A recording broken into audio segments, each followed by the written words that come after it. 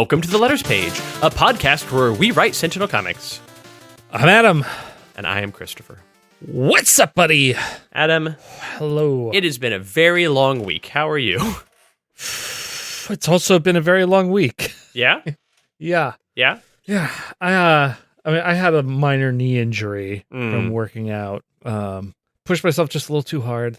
And that's a trick with working out. Hurt some things. It's okay. It's very minor. You got to push yourself hard enough, but not too hard. Right. Okay, yeah, I'm glad it's minor. Yeah. Yeah. That's like nothing's damaged. It just needs to heal. Like nothing's damaged beyond like, oh, I need to take it easy. Yeah. So. You did not wound yourself. Right. You just... I hurt myself. Yeah. Yep. Just gotta be a little more careful. That's how it is. But well, Adam, last weekend, yeah, I went to Chicago. Yeah, Chicago. Yeah. That's Chicago. Mm-hmm. That's where I went. Uh-huh. And I went there over the weekend to do some fun things. Mm-hmm. But I was there so that on Monday, Mm-hmm. I could go to the Chinese consulate. The Chinese consulate. Yeah. Oh. Because it's only open Monday through Friday, 9:30 a.m. to 2:30 p.m., which is a pretty short window. So I had to go there on a weekday. Oh.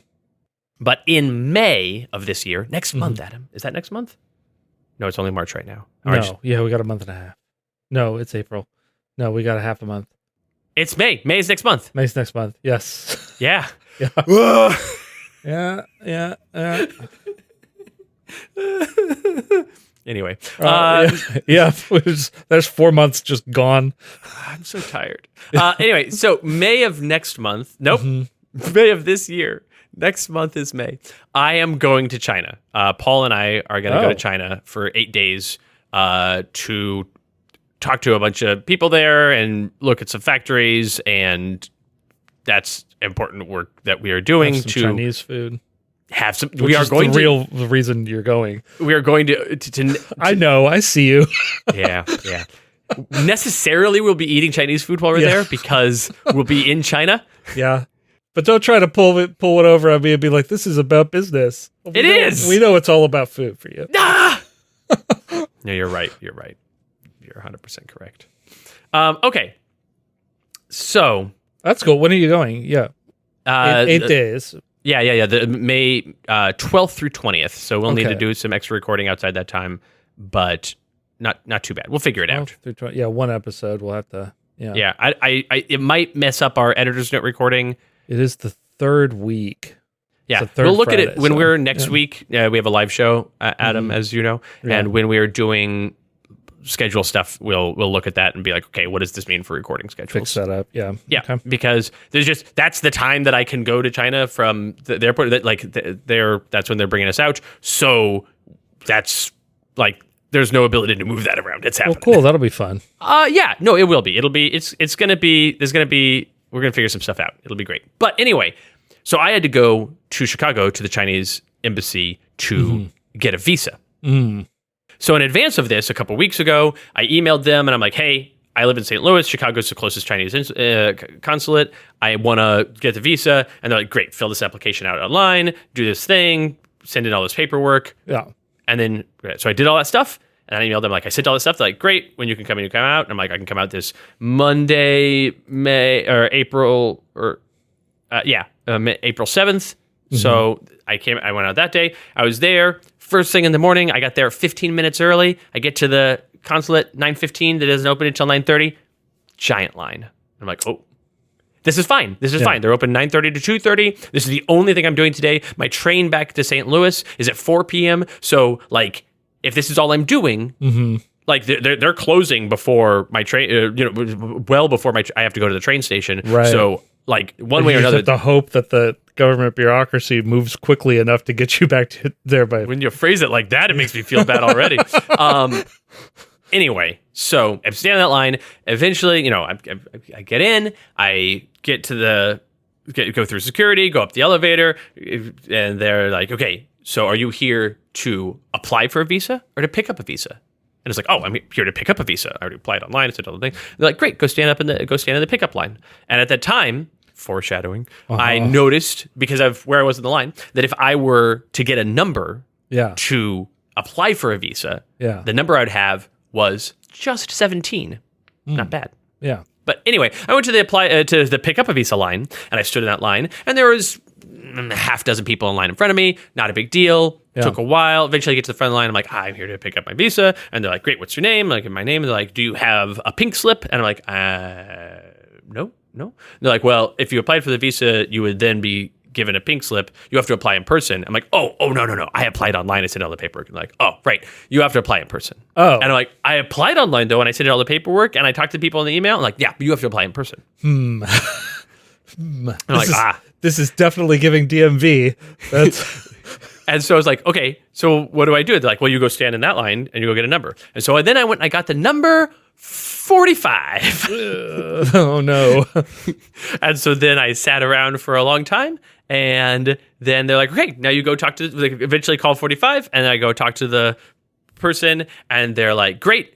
Do you have this paperwork, this paperwork, this paperwork, this paperwork? I'm like, oh, I emailed it all in. They're like, well, you have to have it in person. I'm like, well, I emailed it all in. I'm like, great, no problem. Just go downstairs, leave the consulate, go 2 blocks away to the FedEx, and print all that out, and then bring it back here. Also, while you're there, get a copy of your passport and a copy of your driver's license, both of which, of course, I did have with me because I knew I was. You need to give them a copy. Yeah, Then like, okay. Of course, they don't have copiers or printers in the consulate. No. What an insane thing to do. Right. So I did that. So I was like, okay. And she, to be fair, she did say, when you come back, you don't have to stand in the line. You don't have to get a number. Just come right back to me. Okay. And I was like, okay. So I leave, I go to FedEx, I spend some money to use their computers, right, to get through my emails, to get all the paperwork, and I download it all, and I print it all, and that cost me some money. Like, it's just spend money to spend money. And finally, I print all the things out, and I bring it all back, and it's now 1:00. Yeah. And I'm like, ugh. But I go back into the consulate, and I go back to the elevator, and I go to the place, and I go to her desk. Now, there's already she's talking to a couple people, so I have to wait for her to finish. So I wait for like 5 minutes for her to finish talking to a couple people. And then I go talk to her, and she's like, great.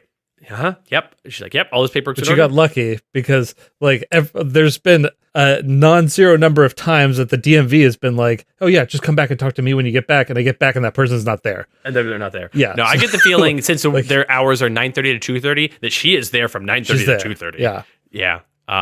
But you're also cutting it close here. Like, oh, I know. Yeah. I'm very aware because I still need to get the visa, right? Yeah. So anyway, I gave her all the paperwork. She's like, yep, this is great. She collects all the paperwork, and she takes my passport along with the copy of the passport and the copy of the driver's license and all the different things, and puts them all together and puts a binder clip on them and says, okay, do you want a normal visa or an expedited visa? And I'm like, how long does a normal visa take? And she's like, 4 days. I'm like, oh, no. How long does an expedited visa take? 3 days. Oh my God. Which is expedited. I guess it's technically expedited. Sure. That's much faster. I think you're fine with the 4 day. I was fine with the 4 days. Yeah. And she's like, great. Okay. No problem.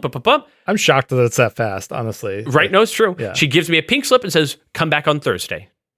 And I'm like, oh, well, I don't live here in Chicago. I live in St. Louis. So I came out to do this. Like, you mail it to me? And she's like, nope, come back on Thursday. And I was like, And she's like, oh, no problem. Anybody with that pink slip can come pick it up for you.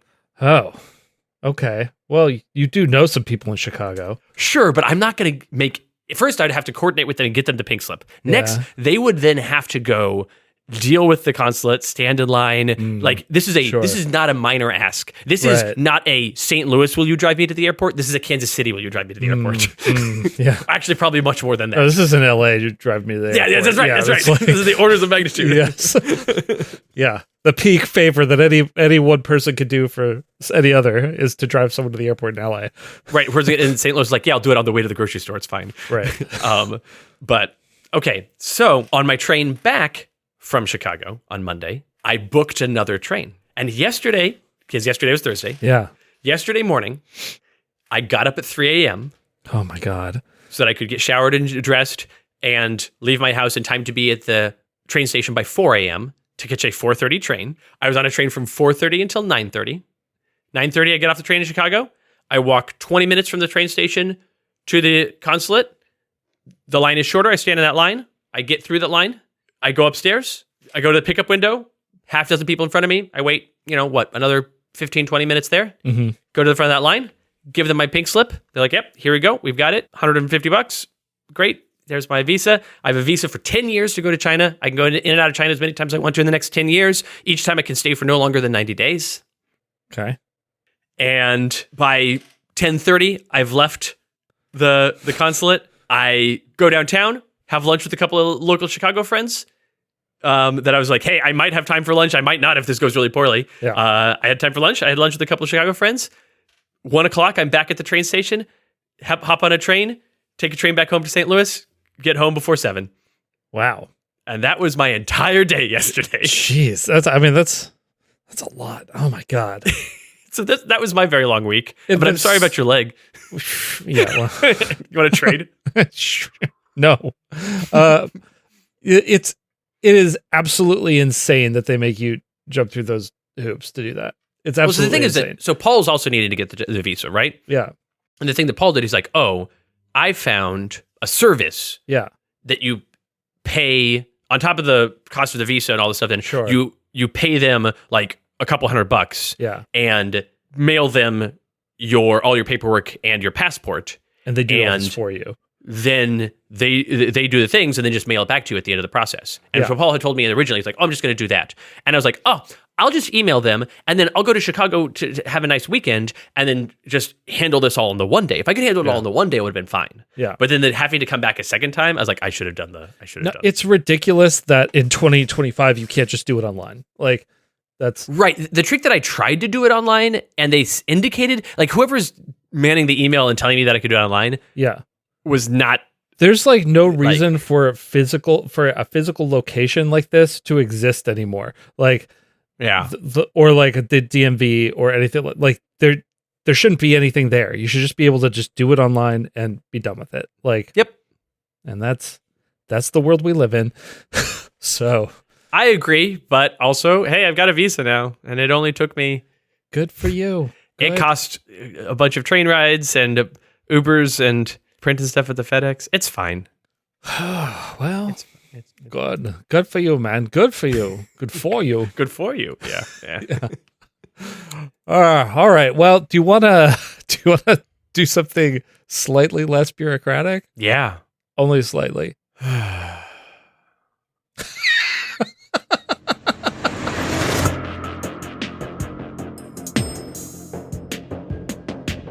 All right, Adam. Today's topic. Yeah. Is the race versus who? Whomst? The Order of the Simple Machine. The Order of the Simple Machines, who we created live on air with a live studio audience. We Not did. Actually a studio audience, but a live chat audience. Live online audience. Yeah, that's right. Yeah. In episode 85. This is episode 316 we're recording right now. In episode 85. In the before times. Yeah. That was the very much before times. When was this? That was 2018. October of 2018. Yeah. We talked about that last time, I think. Yeah. Yeah. Yeah. Do you want to give a quick recap about what we have there No. to set things up?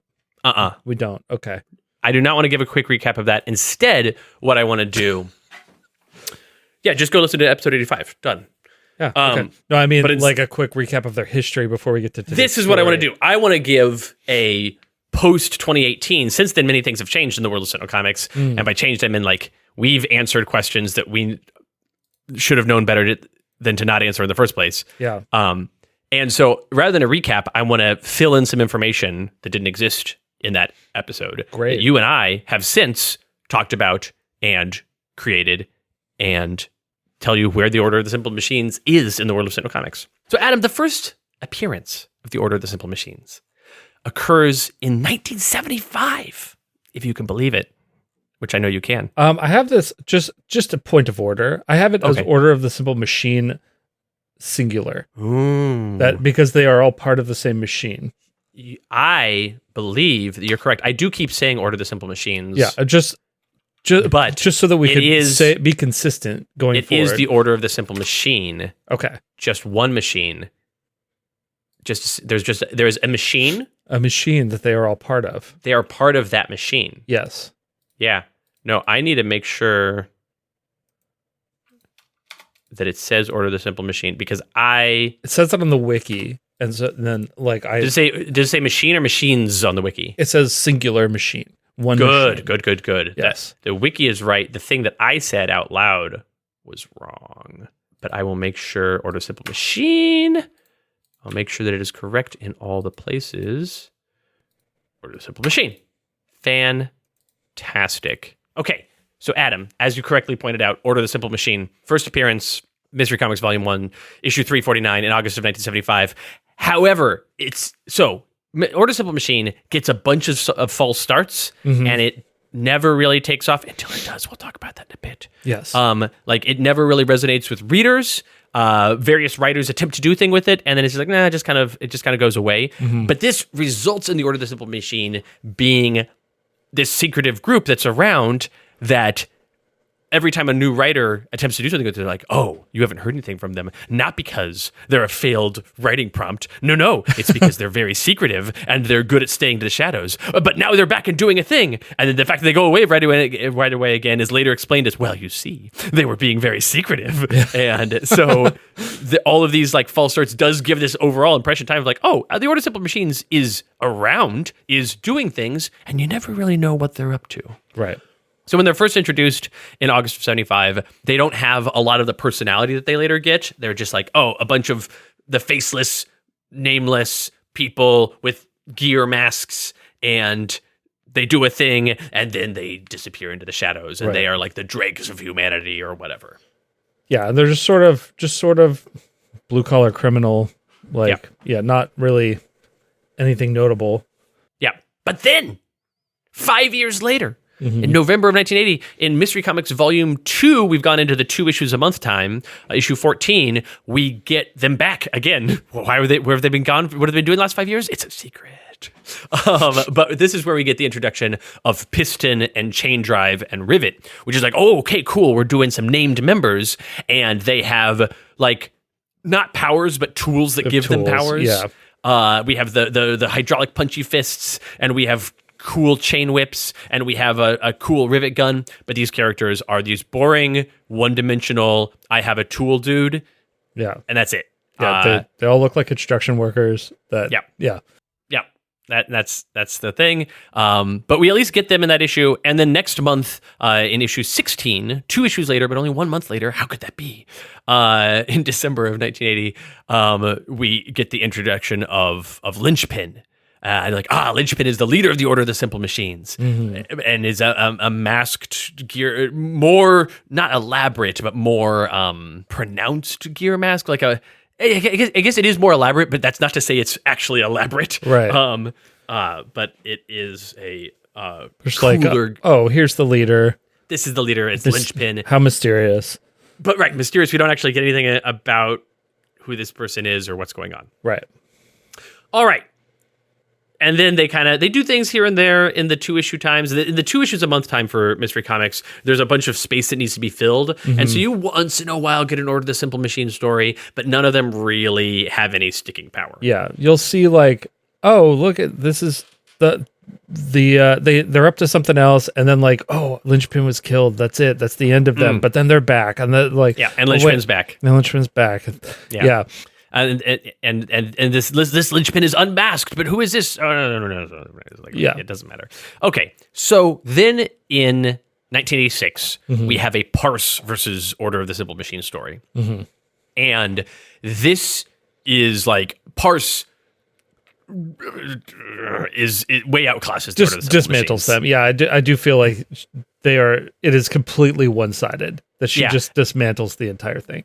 And she has this like revealing the identity of Linchpin moment, but it's not so much revealing who Linchpin is. It's revealing that there never was a Linchpin. Yeah. Revealing that this is the thing we've talked about in episode 85, that Linchpin is this rotating identity that sometimes it's Piston, and sometimes it's Chain Drive, and sometimes it's Rivet, and sometimes it's somebody else that they go and get to be they need a figurehead that... Right. And so Linchpin, she's like... Not only are you Linchpin not anybody, you've never been anybody. This has always been an empty suit of a role. Right. And they're like, how did you know? She's like, that's my whole thing. My whole thing is knowing. It's figuring things out. Knowing is what I do. It's like who I am as a person. Knowing is all the battle. Yeah, right. Yeah. So like it's like you don't even know me. And they're like, no, we don't. So anyway, okay, so that brings us to today. That does bring us to today, Yeah. even though the story we're telling today happens in 1999. Right. So this is 13 years later. I am certain there are other Order of the Simple Machine appearances between 1986 and 1999. I'm also certain that they are irrelevant. They're inconsequential. Yeah. They are sometimes used as mooks. They're sometimes used as distractions. They're never, nothing like the biggest story that's ever happened with them is showing how cool Parse is. It's like, oh, that's a good usage of them, is showing how cool Parse is. Right. Like, not by that time we already had a good feel that Parse was cool, but yeah, here you go. I think Parse is headed to space at this point too. Didn't she? In 86? No. I mean in 1999. Sure, but this 99 story is like, because Parse changes a lot over the course of the 90s. Right. So Parse actually doesn't head to space until later. That's later in the aughts. Oh, okay. But even still, she's changing a lot, and this is not a Parse story we're telling today. Right. This is a Wraith story, and we know that, Adam, because as we mentioned, this comes out in 1999, in March of 1999. Today's issue is Mystery Comics Volume 2, Issue 307. And as everybody knows, Adam, I actually don't know. I don't know if we've ever talked about this on the air before, but it's a thing that we've had established for quite a while. I just don't know that we've talked about it. We might have mentioned it. I think we might have. I don't know. You tell us. I don't know. Yeah, right. But anyway, so in we also definitely think that we mentioned things that we've not. Oh, yeah. So. Oh, yeah, for sure. The second half of today's letter section is about that, Adam. Anyway, we'll get to it. Yeah. Okay, cool. Yeah. It's giving busybody. Worse. Anyway. Oh, good. It's less funny. Busybody was just funny. Yeah. We made it funny over time. Yeah, we did not intend Busybody to be funny, right. But then our complete confidence that we talked about it on the air was like, what? No, you haven't. It's right. like, Busybody. Anyway, but yeah, so from 1999, from January of 1999 through August of 2000, the book of Mystery Comics changes to a Wraith only Wraith all the time Wraith book. Because Mystery Comics has always been kind of all over the place. Obviously, it's the home of the Wraith, right? But she's not even the character that started the book. And there's lots of stories that happen in Mystery Comics that have nothing to do with the Wraith. Right. There's stories in Mystery Comics that have nothing to do with the Wraith or Rook City. Like, Rook City is the most commonplace of Mystery Comics, and the Wraith is the most common hero of Mystery Comics. But this is, it's all over the place, except it's not. From issue 305 in January of 1999 to issue 324 in August of 2000, the book is a Wraith book, and it will only pay attention to Wraith stuff. Yeah. It's just the Wraith stories. Yeah. Well, that's it. Yes, I agree. And yet, here we are 2 issues into that. 305 starts Wraith focus. Issue 307, today's issue, is not focused on the Wraith. It's obviously a Wraith story, and Wraith is the hero of the story. But it's focused on the other simple machines. I think it's still. I think it's still Wraith. Like it is still. It's very still Wraith. It's just. I think that this is mostly an investigation. It is mostly investigation, and it's just this is a story that is about a person other than the Wraith. But that person is a villain that Wraith is investigating, and it's not told from that person's point of view. It is told from the Wraith's point of view. Yeah. So it's fine. Yeah. We're following the rules. Right. I think that we're also like this period is kind of a refocusing of Wraith to be more detective and less superhero. I agree. That like we have still like in Freedom 5 and in other books, Wraith doing superhero stuff, but in this book, it is Wraith boots on the ground. Yeah. In the shadows. Solving crimes. Solving, not necessarily fighting all the time. Like, definitely fighting. There's plenty of fighting. But, like, it's more about the solving and the mystery. Almost like it's in the title. Mystery Comics. Yes. Detective Wraith. Yeah. Wraith Comics. Wraith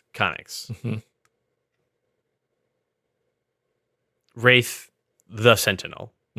Yes. The one Sentinel. The Sentinel Wraith. The Sentinel Wraith. The Sentinel of Comics. The Sentinel of Comics. Okay. All right, so Adam, issue 307. The Wraith discovers that. So I think we open with Order of the Simple Machines doing a job, doing a thing. Okay. Yeah. This is 1999. Do we do that, or do we have a job having already been done? Oh, I like that. Yeah. Let's do there's an automobile manufacturer just outside Rook City that has like a giant plant Okay. in the Rook City area. Yeah. Or it did. It's not there to this day because there was a bunch of protests around this time of like labor rights and workers' rights and stuff like this. And those protests were happening as like, oh, we're asking for more rights, so these are being done in good faith, and that makes sense. The Order of the Simple Machines takes it a step further and destroys this manufactory. And they don't blow it up. They don't do a big explosion blowing up thing. It's like very intentionally sabotaged. No. Overnight, it's disassembled. Oh, it's taken apart. Yeah, the next morning, people show up to work and there's like, oh, here's the parking lot and here's the factory, and the factory is not there, and there's just piles of like, oh, here's a giant pile of bricks, and here's a giant pile of steel beams, and here's like coils of wiring, and it's all been taken apart to its and I think that all the cops are like, we don't know what happened, and and then Wraith is like, wait. Yep. Okay. I do. And then I don't know exactly what the dialogue is there, but like zooming. No, that's it. It's the cops say, we don't know what happened. And the Wraith goes, up, I do. Yeah. That's it. But zooming out and seeing it from above, if it's all in a big gear. And it's a gear. Yeah. Right. All of the stuff is there, but you can't see it from the ground. Yeah. That is just all placed in a. Yeah. Yeah. Perfect. Yeah. She looks at the ground. She goes, "I can tell what's going on here." Yeah. So this is the starting the starting point for this. And then we get a lot of like little detective jargon of like, this is the residue on this, and this is the trying to find. Yeah. She's trying to figure out where. She's like, okay, sure. So they're doing a big thing, but in order for them to have done this overnight, they would need a lot of people. They need a lot of muscle, and they would need to have had like a nearby point they could act from because they did this in a single digit number of hours. This is an impressive operation. So she knows right away this is the Order of the Simple Machine. Right. She knows who it is right away. But this is way bigger than anything that they've ever accomplished. That's right. And it's really impressive, the degree. So I think that she's investigating this over the course of like that day. And she's like hunting down and getting to the point of like, oh, I've got a lead on their base, and finds there's this like old abandoned underground shelter, like not a bomb shelter, but like a warehouse, a storage locker type thing, or a storage zone. Yeah. And she goes into it. She's like, okay, I'm sneaking into it. And she gets to a door, and there's a keypad. And she's like, oh no, I got to bypass the keypad. But then she realizes, wait, hold on. The door's open a crack. And she goes in, and it's all abandoned, except there is like a flickering light in the far back corner. And she's like, oh, is this a trap or something? And she gets there, and the flickering light is a bank of TVs that are showing a news report.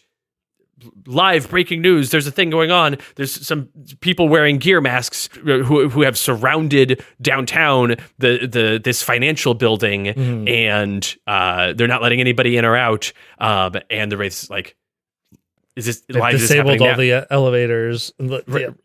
Right. Yeah. And she's like, oh, this is happening right now. And as she's like, she goes to run out the door, and the door slams shut, and all the lights go out. And the Wraith is locked in this bunker while the Order of the Simple Machines do their actual big, like, financial building heist downtown. I think we leave the Wraith in the dark for a little bit. Yeah. And go to downtown, and we can see some of the members of the Order of the Simple Machines that we've seen before. Oh, so I think that we can actually go, like, we see them go to do that, right? We see it on the news that this heist is in progress, right? Sure, yeah. We lock Wraith down. We can cut the dark. Yeah. We can now just like cut to their hideout and them coming back with all the loot and like. Oh, okay, okay. So. Sure. What's all the loot, Adam? What are they? What are they doing there? Right. So the Order of the Simple Machines, what they were doing with my thinking was what they were doing with the financial building is like taking taking out people who are in key decision-making positions who have made decisions that are bad for the everyman was their angle. I don't think there's an amount. I don't think there's a loot. I don't think there's. So they just killed people, or I think they do. Okay, all right. Yeah. The thing I want to cut to, Adam, is the day before. Actually, I think we could just cut.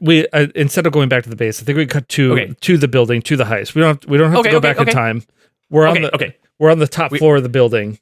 Sure. Right. Yes. And we see a shadowy figure. We see like everybody, like all of the executives or whatever, tied up. Okay. And there's a little bit of monologue and like the setting up. Oh, we're gonna kill these people, right? Okay. And so then you said there's a little bit of monologue. Is the monologue from the shadowy figure? This is the reveal of the new linchpin. Yes, this is the new spoilers. Linchpin. Yeah, sorry. This is the new linchpin. Sorry to be cagey about something you all knew already. This is right. the new Yeah, linchpin. that's what I'm saying. Like that's not a big reveal. No. So we get this is the new linchpin. Yeah. Same as the old linchpin. Right. Except that like the last time we had any sort of way more menacing. Right. Yeah. When the last time we had any sort of view on a linchpin, the reveal was, the linchpin isn't a person. Mm-hmm. Linchpin is an assumed identity for like just the purpose of doing this. And this gets a feeling of like, this linchpin is somebody. And we have, importantly here, Rivet and Chain Drive and Piston. Right. Are all here.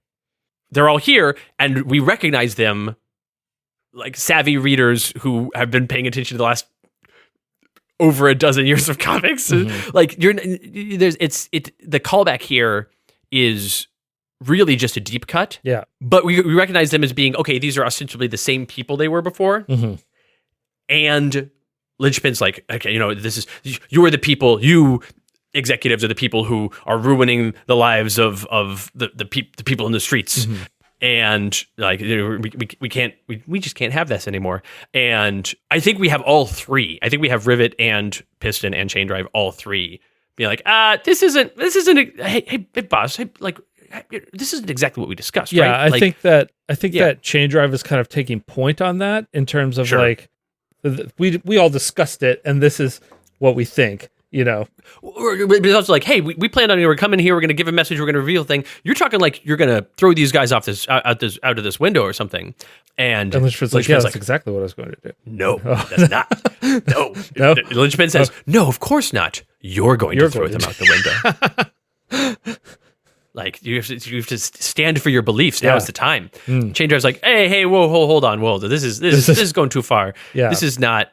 We didn't sign up for this. This is not. Yeah. Right. It's like, are you willing to fight for what you believe in? Are you willing to change the world, or are you happy to sit back and just do minor inconsequential actions? Mm-hmm. And all three of them are kind of like, and I think we have Linchpin. Chain Drive gets like a little defiant here and go. Chain Drive's like, hey, like, who are you to come in and tell us what to do? Like we've been doing this for years. You're new to this. Yeah, standing because it's important to note: A, this linchpin is new. Mm-hmm. B, this linchpin is not like someone who is in on the thing. There's automatically there are already there not automatically. There's already division between this new leadership and the people who ostensibly have been in charge of the Order of Simple Machines, as far as readers know. Yeah. And I want Linchpin to have an item like this isn't it like one of those sticks, one of those little metal rods they sell for breaking your windshield if your car goes underwater, like something, some small handheld thing. I don't have a full look in mind right now. We could give him a cane though. Like it's too long and it's too aristocratic. That gives the wrong vibe. Okay. Cane is wrong.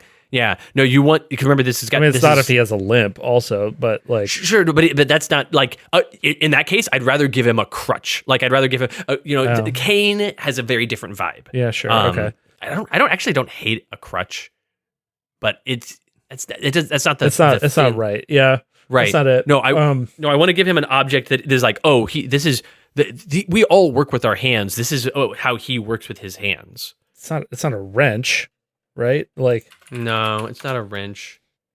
And like anything that I can think of, like if we give him like, we'll give him like a square or a level, it just looks gimmicky to hold it. Right. The hammer. Like what if it's a little hammer, like a little tap tap tap hammer, like a little like, oh, this is just the like a little and he can because then you put in his costume, you put like a loop on his belt and have the little hammer, like the little brass headed hammer, like this kind of hammer. Adam, this is good radio. Yeah, like a little brass headed hammer, or even like a one side brass head, one side mallet sort of hammer that hangs from his belt. Okay. That's as much a tool as it is kind of like a symbol of office sort of feel. Yeah, and he like gestures with it, and he'll sometimes gesture with it, sometimes leave it in the loop on the belt. But it keeps the feeling of like he is still one of the workers. Like He's not the leader. He's still. I mean, he's clearly taking a leadership role. He's clearly in charge of the Order of the Simple Machines, but he too is a worker. Mm-hmm. Okay. But anyway, I think that. So yeah, do you want to go with this? I like the one side mallet, one side hammer. Yeah, little hammer, little. Okay, so cool. Because then what you do is you have Chain Drive. Chain Drive is losing his patience and he's arguing and he's mad, and Linchpin is just like very like I'm just right. And Chain Drive throws a punch at him, and Linchpin like very casually leans back out of the range of the punch, taps Chain Drive on the head with the rubber side of the hammer, taps the window with the brass side of the hammer, and throws Chain Drive through the window. Okay, so shattering the window and falling. Wait, how does that work? Like, what is it mean? Actually doing? Like, what do you taps? He taps Chain Drive on the head with the idea that Chain Drive is like stunned as if he'd gotten hit by a massive punch, and then taps the window with the thing, and the window doesn't shatter, but spiderwebs out across the entire window, and then throws him through the spiderweb window. All right, crashes and breaks the window and falls. So that doesn't work for what we need to do next, because I see. It can if on the way out, Linchpin. I think that we have to just have him kill him here. Okay, yeah, okay, that's fine. That he can. You know what? He can tap Chain Drive on the forehead, throwing Chain Drive's head back, and then throw Chain Drive into the window, spiderwebbing the window, but not going out. Yeah. And then I think that actually we can make this a lot more brutal because it's 1999 too. Yep. And we can then have him just like hit him with the hammer a whole bunch of times. Ooh, okay. But like we do like an out of panel sort of we just see the hammer raise, and then it's silhouettes of blood splatters, like the black. Well, and you get the blood splatter on the window. Yeah, you get that on the window, etc. Yeah.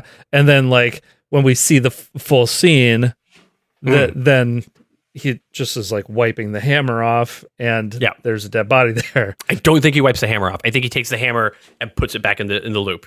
Oh, it just leaves it. Like I figured that he wiped it and then put it back. Now, but like I think you have the instinct to continue making him more noble leadership. I was thinking of like more mechanic, like because mechanics but even wiping their tools in the thing, but like I think you put it back in the loop with the blood on it, and you don't wash it off. Okay, all right.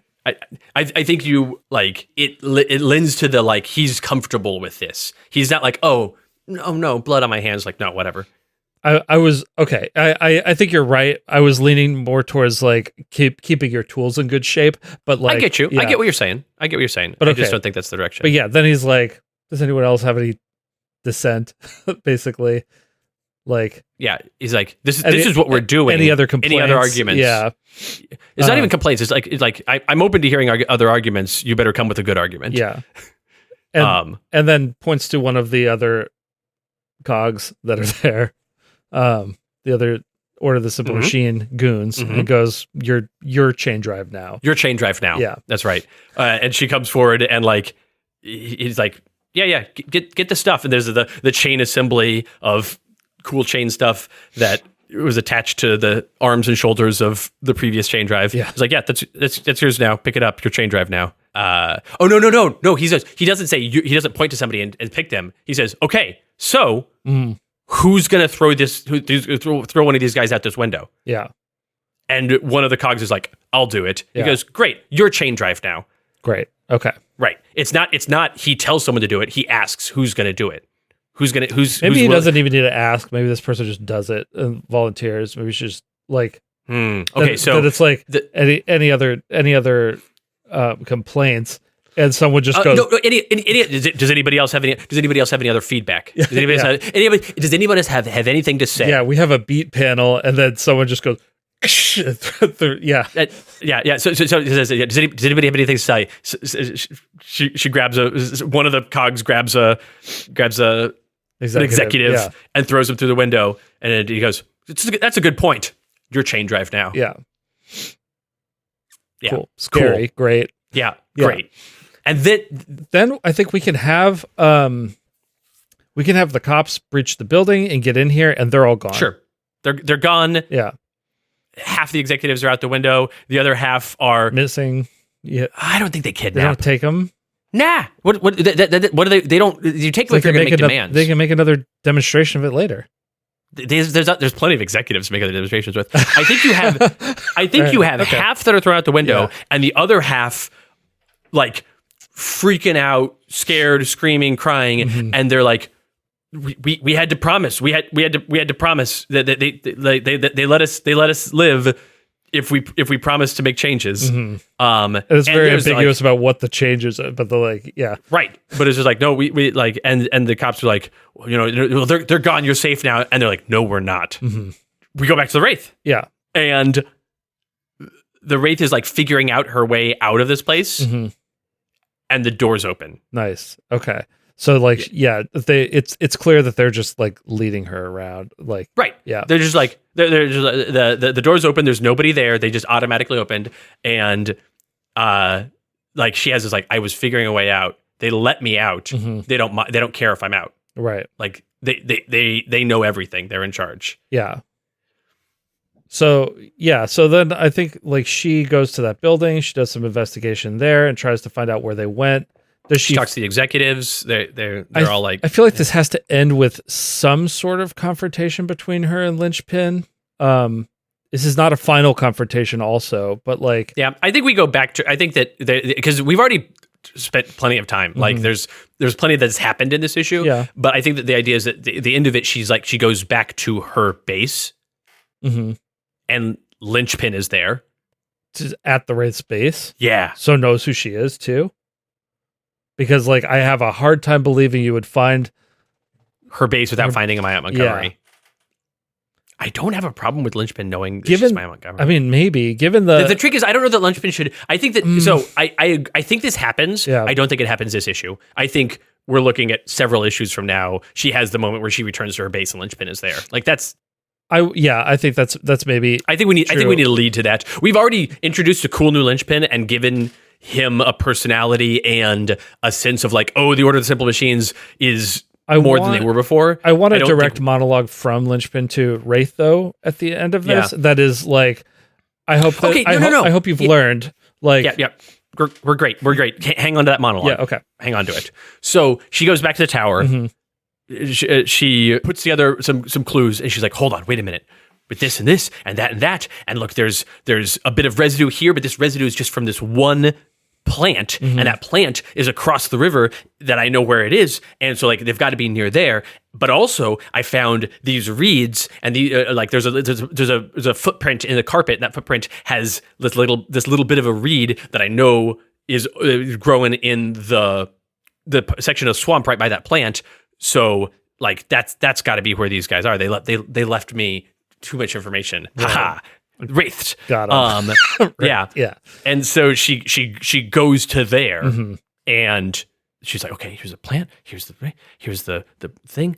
There's got to be some sort of sign here. She's like, it has a scanning device. And she's like, maybe there's like another underground facility they were using. Cause clearly they were using that one. This is her infrared eyepiece. And that's right. Yeah. She's like, clearly they're using that one facility and they abandoned it so that I could find it and like used it to trap me. But also like that was a base they were using for a while. So maybe they have a similar sort of base. And as she's like infrared eyepiecing around, Linchpin is there. And he's like, good. You got my card. She's like on top of a warehouse and he's just behind her. He's like, I see you. You followed the clues. Glad to know that the legendary detective, the Wraith, is as astute as ever. Though I did try to make it obvious.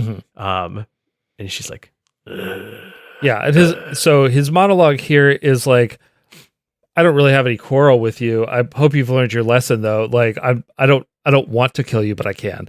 Yeah, right. I don't want to kill you, but I can. And also, like, I have a message that I'm going to deliver to this city, and people are going to hear it one way or another. Right. I want to get out of this with as little bloodshed as possible. Is the thing that Linchpin says. Right. Is it true? Right. Yeah. Right. And the Wraith's like, you can't just go throwing people out of windows. And he's like, I didn't have to. The ones that went out the window threw themselves out. Oh, dang. And she's like, I refuse to believe that. He's like, you believe what you will. Yeah.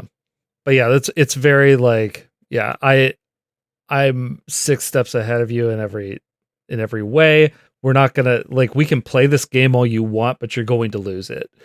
Yeah. And she's like, you know, I think you're gonna find I'm a tougher adversary than you might imagine. She's like, yeah. He's like, yeah, but you're here talking to me. Yeah. Instead of at the TV station preventing my broadcast from going out. She's like, what? Oh no. And then we have a coda of like screens showing the Linchpin's gear mask face saying, you know, Rook City, citizens of Rook City know that those who consider yourself your betters and your superiors have been have had a strike against them this day, and it is the first of many. And there was an order to the city, and that order has changed. Yeah. Right. I want him to say something during this also that seems personal. Oh, right. Yeah. We do need this is the start of this thing of Linchpin being a thorn in the side of the Wraith, but also of Maya Montgomery. So here we don't have we do later have the moment where he's at her base, right? We got to have that. But here, I think he says, she's like, what? He's like, yeah, run back to Montgomery Industries. We'll talk soon. Oh, nice. Yeah. Okay. Yeah. And when she turns to look at him, she's like, what? She turns to him. He rates her. Yeah. Yeah. He does. Yeah. So that's great. And that sets up, like, obviously Wraith is dealing with other things over the next period. Yeah, but this is the Order of the Simple Machines declaring war on the 1% of Rook City is the plot of the next year plus of Mystery Comics. Yeah. And it's 1999. The narrative is a little bit different than the 1%, but like that phrase isn't used in there, but it is the like the oligarchy, right?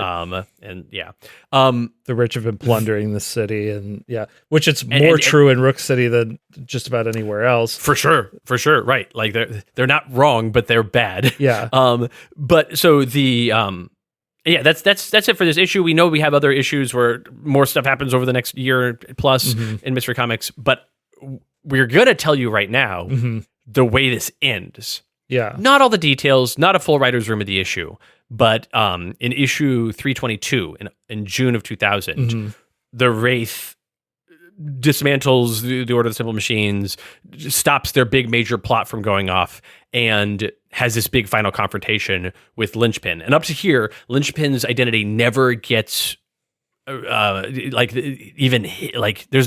no definitive answer, right? There's so many fan theories over this time in comics where people think, it's Bruce Watkins, right?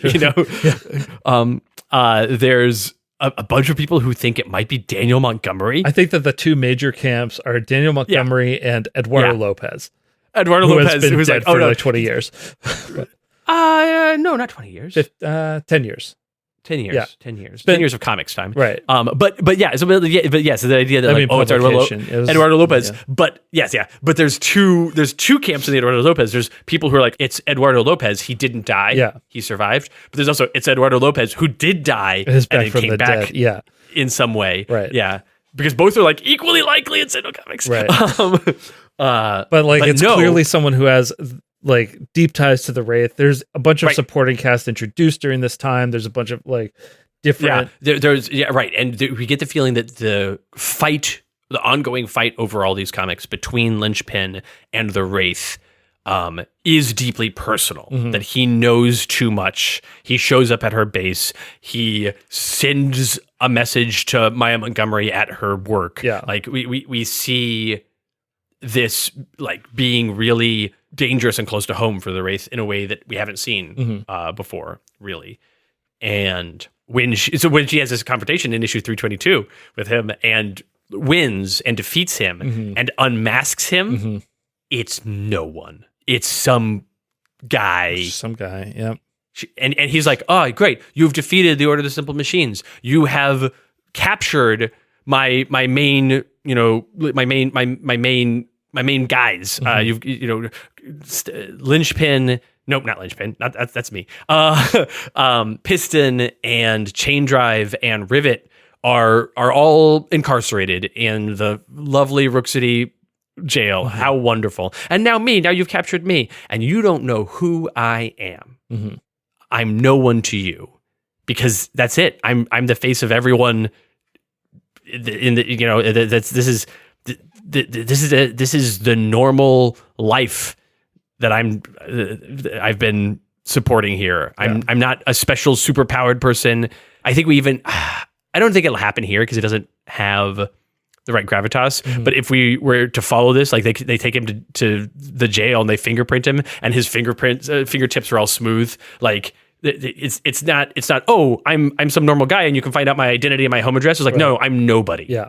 Like I have no identity. Yeah. So there's clearly like backstory there we're not getting also. Yeah. Like, yeah. Right. There's a whole lot, but like very, very clearly, yeah. How does it feel for nobody to give you this much trouble? Essentially, you know, like how much do you really think you've won today? Yeah. Yeah. And that's the end of the Order of the Simple Machines, except it definitely isn't. No. Yeah. There's definitely more stories, and this actually kind of lights a fire under them a little bit, and like gets people more interested in who they are. So there's adjunct orders of Simple Machine in other cities. No, there's the idea is that there is one order of the Simple Machine, and they are everywhere where there are they are the dark face of the common man, the dark side masses, of the common man. Yeah. We have a future Order of the Simple Machine arc in Dark Watch in 2006. But we've already gone on long enough about this. We have, but that's not the last you'll hear of them. So no. All right. Far from simple. So I know there's some things we said today that might contradict some of the things that we said in the original episode. That episode was, Adam, 7 years ago. B, that episode was a creation episode where we were just making it up. It was the first time we'd ever talked about any of that stuff, and we were doing it with a live audience.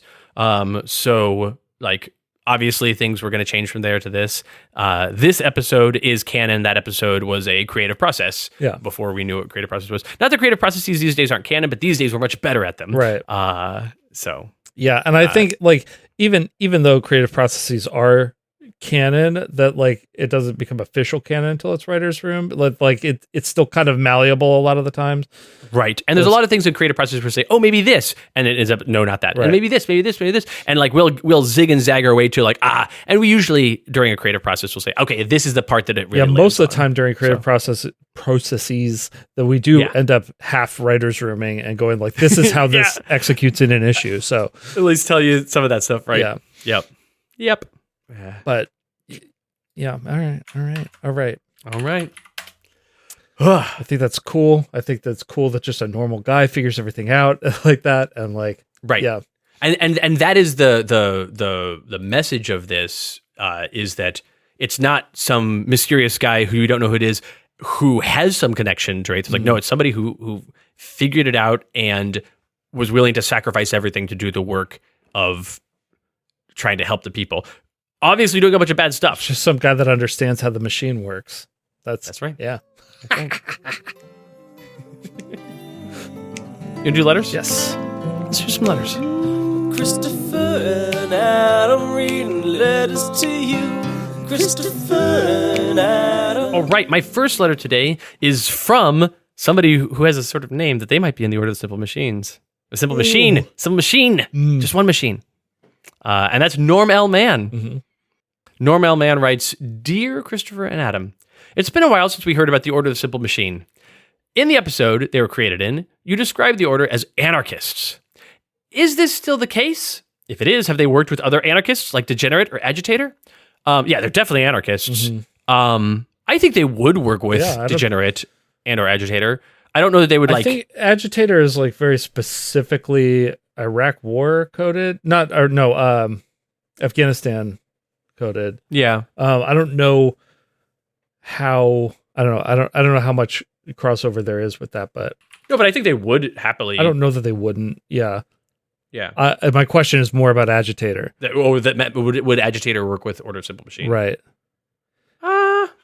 Maybe, given the right situation. Yeah. Like, I think Order of Simple Machine could come up with a thing they were doing that they could convince Agitator to help them. Whether or not they were lying to Agitator about what was going on is another thing. But I think Agitator would certainly be the sort of tool that they would point at a problem. Yeah. Whereas Degenerate is similar sort of thing. I think that these are not people they'd be like, oh, you should join the Order of Simple Machine. And they'd be like, oh, we're doing an operation. Let's get the help of these powered individuals who we can point at a thing. Degenerate is even if it's too just to be a chaotic distraction to be a member. That's right. But like, that's right. Yeah. The order part falls apart. Right. For Degenerate. They need her chaos, or they can use her chaos. They don't need it, but they can use it. But yeah. Letter continues. You also said that the Order of the Simple Machine gets expanded in the RPG era, and that Linchpin identity becomes a single person as opposed to being constantly swapped around. Yeah, that happened here in 1999. Here, yeah, I think that this guy remains Linchpin forever, though, or like up through at least the RPG.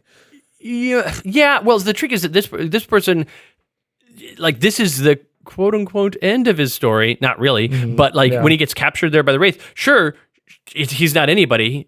And like the reveal of his identity is falls flat. There's nothing there, but he is captured and he's put in prison. Like, yeah, but this is like there is no other identity for this guy than Linchpin, and that's like yes, right, and that is he's like, oh, I'm Linchpin, right? That's who I am, and that's it. That's all of who I am. And they don't have a replacement Linchpin. I don't think. I don't think so. I think there could be other leaders that come in and do other things, but they're not Linchpin. They're somebody else. Yeah. You also mentioned that they become more tech-oriented as they become regular enemies of the paradigms. Yes, that happens that does happen in the RPG era, but that's far from. Yeah, one thing we didn't really touch on, but we had talked about is that Chain Drive has like the ability to like put current through the chain whips. Yeah, I think that's an evolution that happens here. Yeah. Is that that it's not just not just chain whips. It's a chain whip assembly that has power that can optionally run through it to either like to shock somebody, but also to like affect a machine where she can whip a machine and then like activate it and stuff like that. Yeah. Where is the new Linchpin getting their technology from? Are they making it themselves, or are they stealing it from somewhere? Yeah, so in the RPG era, when we get the more tech-oriented stuff, there's the idea of like, okay, well, they're clearly getting it from somewhere. They're making some things themselves. I think that they're making all of it themselves. I think they're all like engineers or mechanics or like... Right, but I think they steal their materials and things from other... They steal the materials, but they can build it all. Like yes, yeah, right. And we really demonstrated that here, where they just dismantled an entire factory overnight. Yep. Like take it down to just its components. Yeah. Lastly, you've kept Linchpin's identity a secret, just like some of the newer villains. Is Linchpin secretly a former Death Fiend? I'm only slightly kidding with that last question. I don't think Linchpin ever was or ever will be a Death Fiend, and I don't think Death Fiend has any crossover with the Order of the Simple Machine. No, I can see the thematic similarity, but like, I mean, we love a secret villain, because that's a good time. It's a good time. Anyway, thank you for reading my letter. Normally yours, Normal Man. All right. I got a letter from Tom H.C. who writes, "Hi, Christopher and Adam. How large is the Order of the Simple Machines? City, state, nationwide?" Okay. So we said in the original creating episode that they have somewhere between 10 and 30 members. They and said I think that that there was never more than 100 in that episode. Nah, we said that there was, in that episode, we said there was between 10 and 30 members, members of the Order of Simple Machine, and that the most people involved in an operation could be up to 100, where it's like, oh, we will like hire people or work with other people, but just because we have 100 people in an operation doesn't mean all 100 of those people are members of the Order of the Simple Machine. And I think that is true through this story. So Yeah. like this story that we told today and the arc that happens through the late 90s and early aughts in Mystery Comics, that's the size of the Order Simple Machine we're talking. I think it could get bigger in the future, and I think it could even be bigger by the time we deal with it in Dark Watch and certainly going into the RPG. But in this era, I think that's the size of it, is a couple dozen. Yeah, I do think that this this story in particular does cause the organization to grow. The Order. There is like the Order. It's not an organization, it's an order. The Order. That there's like a need for social change, and there's a dark element that people respond to with that. That it's like, oh, like the thing isn't happening the right way. Right. And it won't happen the right way. So we're going to let's do it the wrong way. So we're willing to do bad things to bring about good change. Right. Yeah. And like there's definitely a whole group of people that respond to that. And so like I think that they grow pretty quickly from there. I agree. Letter continues. The question is primarily a legitimizer for me to write in to thank the pagers for voting in a topic I and probably many others submitted, and to thank you for scheduling this to be the episodes that airs the day after my birthday. Happy birthday. Happy birthday, Tom HC. Thank you in general for bringing good lies to this world filled with cruel and unkind ones, for being who you are. You're welcome. Well, now we brought cruel and unkind lies in today's episode. I've got a letter from IRL Wraith. Dear all-powerful liars and gods of deceit. Gods. I don't know that I'm a god. Gods of deceit. I'm an entity of deceit, perhaps. You know what? I am an all-powerful liar and a god of deceit. Well, the problem with being an all-powerful anything is you have so far to fall. Whereas... am I lying, though? Of course. Am I? Yeah. That's why, yes. But yes. But do you know that? Yes. You told us. Right, but was that a lie? Yes. As may be obvious, I love your character, the Wraith. I was thinking about her lately, especially considering her upbringing as the heir of a massive company, and I couldn't help but wonder, does she speak any other languages? If so, how many and which ones? I'm sure it's useful for business purposes, but has being polylingual ever helped her in her hero work? Does Ambuscade's French accent grate on her nerves like it does mine? Ambuscade's French accent isn't bad. Adam and my French accent, representing Ambuscade, is bad. Yes, Ambuscade is from right. Ambuscade is from France. Yes, and his French accent is authentic. Yes, right. We are bad at French accents. Mm-hmm. Yeah. That's just us. Yeah. So it's not that Ambuscade's French accent grates on your nerves. It's that it's Adam and Christopher's French accents for Ambuscade. And or what you're telling me is we've won. Yeah. Thank you, gentlemen, for all the work you do for this and humoring our silly questions. IRL Wraith. Okay, so the question is, does she speak any other languages? Yes, she definitely certainly does. Yeah, so she like for business. I think certainly Chinese, Japanese. I think we've seen her speak Spanish and French. Those are the four that I think we consistently get. Mm-hmm. But then I definitely think we've seen other things where she's like, oh, she's learned one. Somebody's speaking German and she's talking to them, and like, I think that she has like, conversational in a lot of languages, but like the crime languages. Also, the crime languages. What are the crime languages? So she has Adam, what are the crime languages, Adam? She has which languages do you feel are only spoken by criminals? It's not only but she learned some languages because she needed them for business and some because she needed them for fighting crime. Which languages did she learn for fighting crime? I think Russian she probably learned for fighting crime. Oh, okay. All right. I think that probably Chinese is dual purpose. Okay. That just ended up being convenient. I think all of these are Japanese is probably dual purpose. Like dual purpose. I think they're all dual purpose. I think because I can think of business reasons to speak Russian. Sure, as well. But like not always, not for every business, right? Sure, but she doesn't do every business. No, I know. That's what I'm saying. Is that like she has her one business and they have like normal countries that they do business with, and then she expands that, going like, okay, well, I can do this because I need to learn.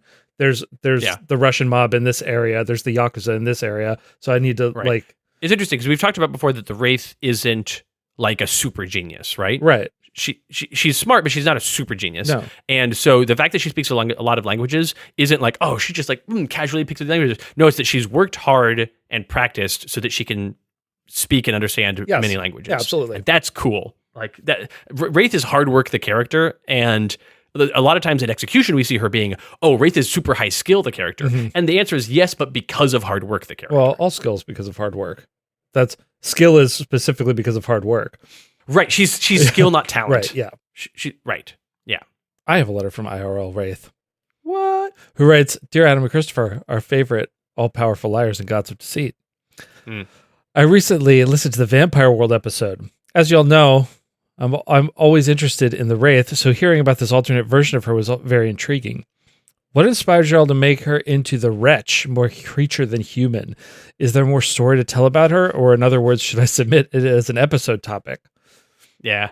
Kind of just the name, I feel like, and what that story was about Absolute Zero, and so we were like, Wretch, and also the idea that it would it fit for the Wraith, but also then the physical look that we had for the idea for the character. So it's like, okay, this is a cool, different direction. Yeah. If we wanted more story, that's certainly a different episode. I don't know that we can give you a lot here because there's not much to tell right now. Yeah, I don't think that Vampire World comes up that much either. It's like the one issue, there's probably a Locomodora. We likely go to it at least a couple of times. Yeah. Yeah. Lastly, will you tell us a bit more about her physical appearance so I can design a cosplay of her? All we really know about her look is that she's an alternate Wraith and moves like, but doesn't look like, the girl from The Ring. So my thought... Bandages? Yeah, my thought, is bandages, but there's a thing that happens that reminds me of Evangelion, where the bandages open where her mouth is, so she doesn't expose her mouth to bite things. She just opens her mouth and the bandages move enough so that she can bite. Okay. You know how I mean that interlocking Evangelion mouth? Yeah. But the bandages just parting. Yeah, so she maybe unhinges her jaw a little bit to do that. I do like the unhinges the jaw. Yeah. I do like the giant mouth.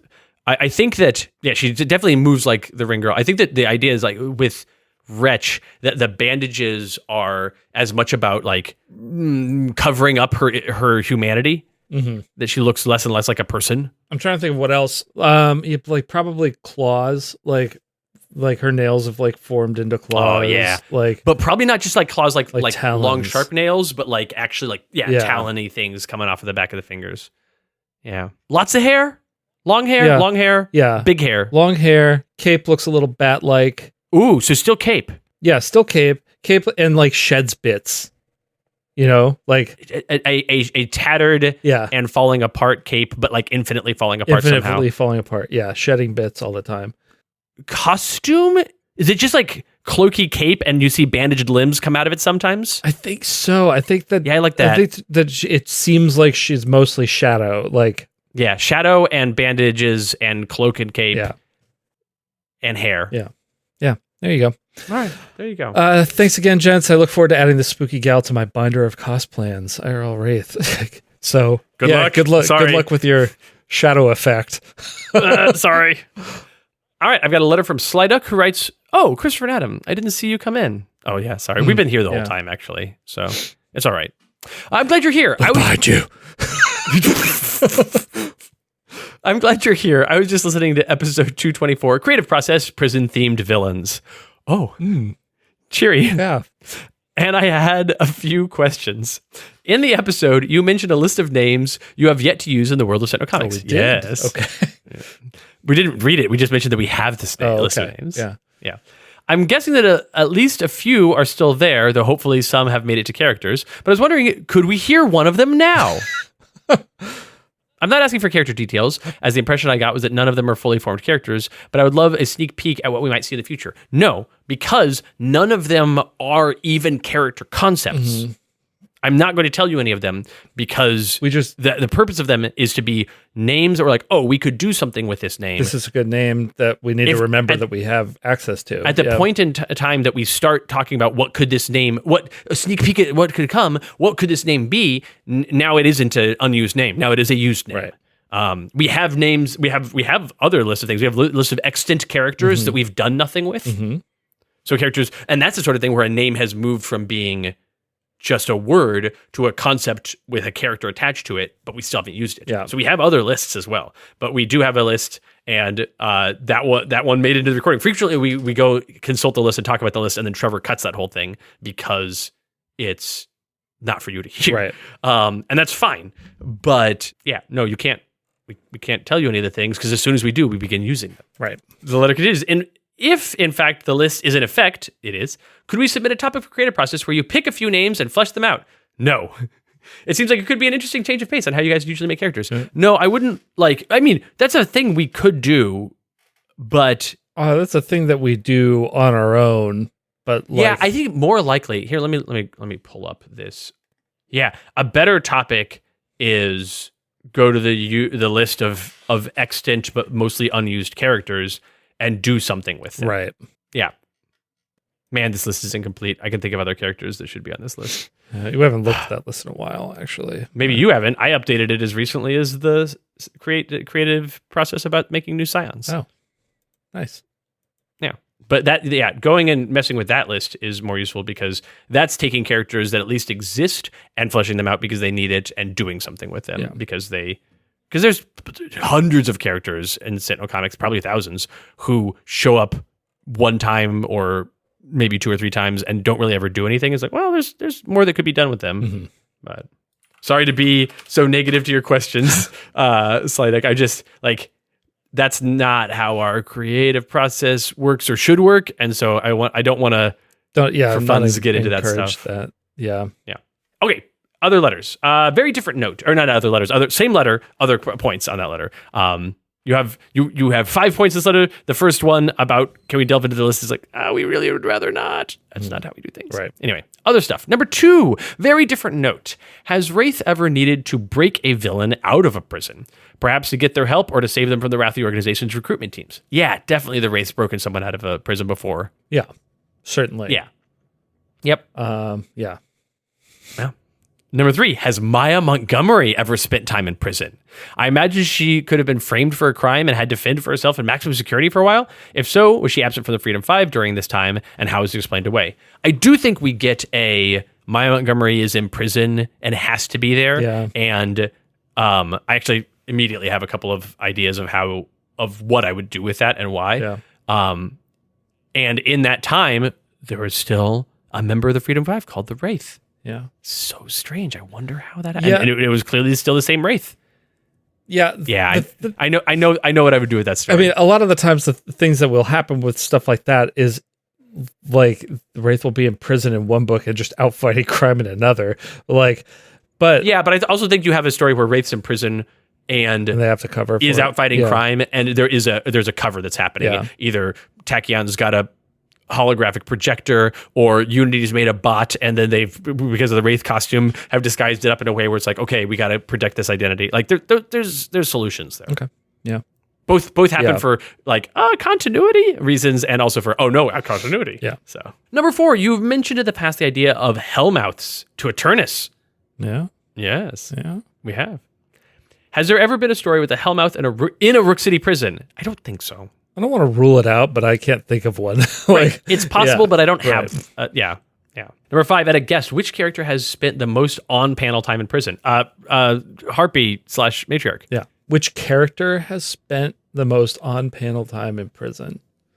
Yeah. Of all characters? Yeah, probably. Yeah. Yeah, because we go visit her in prison a bunch, and yeah. Right. Because Baron Blade is in prison a bunch, but we don't see it a lot. We see it a little, but not a lot. But I think, and this point continues, I know we see Lillian in prison in a few issues, but certainly there are some villains who could give her a run for her money. Maybe a resident of the block. Yeah, but we see them way less often. Yeah. We don't spend a lot of time looking at villains in prison. Sometimes. We spend some, but not a lot. Yeah. Usually we want to see the villains doing the things that make them end up in prison. Right. That's more interesting to watch. there's long conversations in prison between Lillian and Tachyon and other people at other times too. So anyway, thanks for stopping by. I'd walk you out, but I'm a little detained. Your friend, the incarcerated canvasback, Slyduck. Thank you. Good luck with that, bud. The prison system is bad. Get out. Yeah, get out. Get out however you can. Mind Wanderer writes, "Greetings, creators. I just got caught up to the Day in the Life Bunker episode in which you talked about the Freedom Five planning a social outing.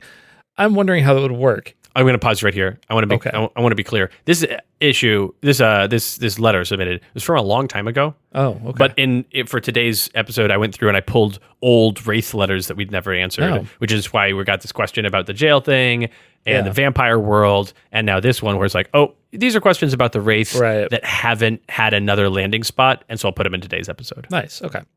Anyway. You'd have Paul Parsons, Meredith Stinson, highly recognizable public figures. Yeah, with no secret identities. Right. Tyler Vance, less recognizable, but easily identifiable, at least by context. Yep. I don't think that he has a secret identity either. I don't think so. He does either. No. Absolute Zero, who's pretty much just Absolute Zero. I like that with everybody else, you say Paul Parsons, Meredith Stinson, and Tyler Vance, and then Absolute Zero. Yeah. He has a name. He has a name. It's Absolute Zero. Yeah. Ryan Frost. Maya Montgomery, who doesn't have a major connection to the Freedom Five, and who is definitely not the Wraith, despite having very similar build and hair. Even discounting the general cluelessness of people in comics for these secret identities, that seems a little on the nose. I could see them getting away with it once, but it sounds like this was a regular thing. Is it just hand-waved? Does she go in costume? Or do they keep coming up with excuses for why every time they go out, it's the Freedom Five minus the Wraith plus Maya Montgomery? So I think that, yes, she goes in costume. And then if it's a public social outing, if it's a private social outing, then like...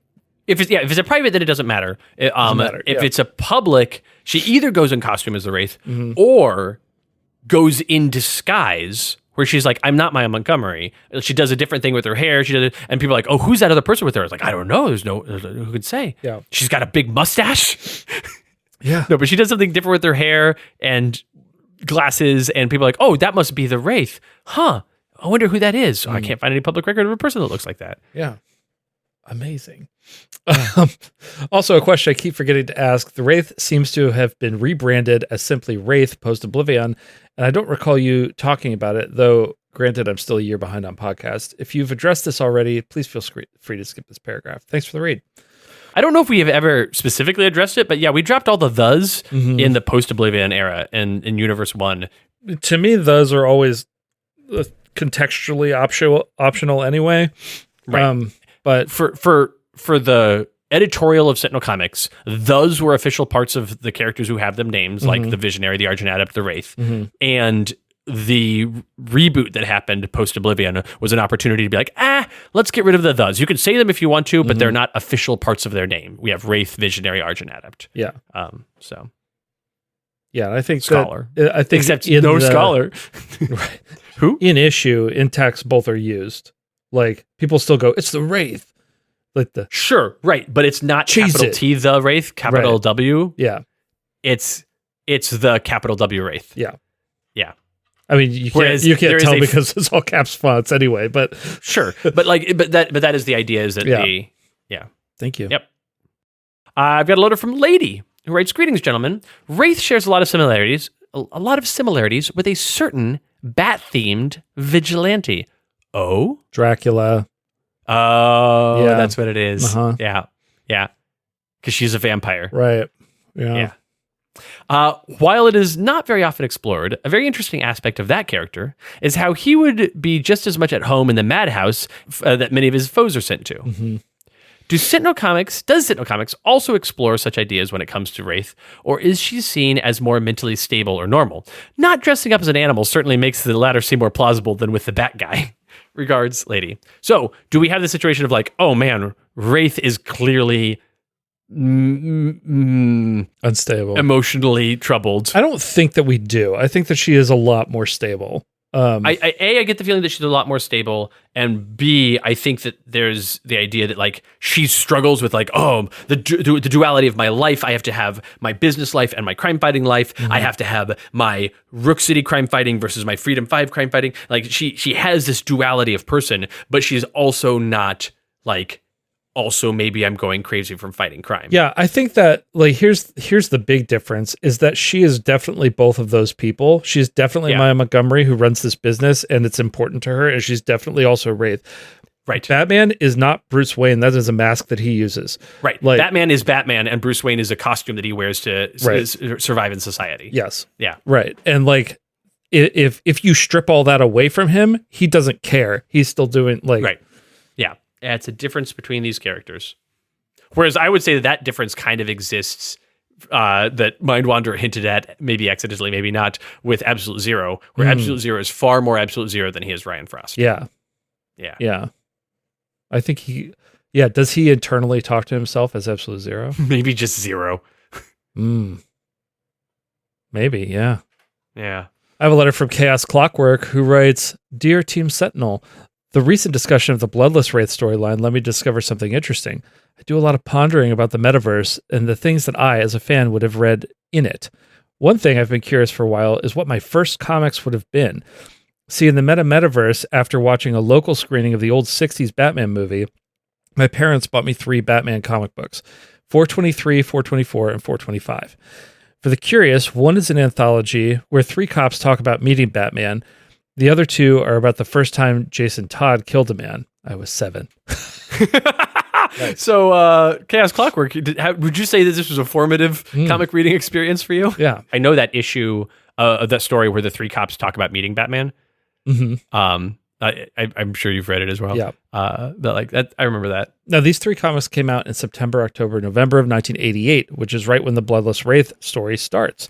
So in the metaverse, after watching a local screening of the old 60s Wraith movie, assuming there was one, sure, my parents bought me 3 issues of mystery comics, and my introduction to comics Wraith is the Bloodless version. Interesting. Wild. Wow. Wild. Yeah. This brings me around to the question. Yes, there's an actual question. It's totally not just tagged as an excuse for me to talk about this weird metafiction angle.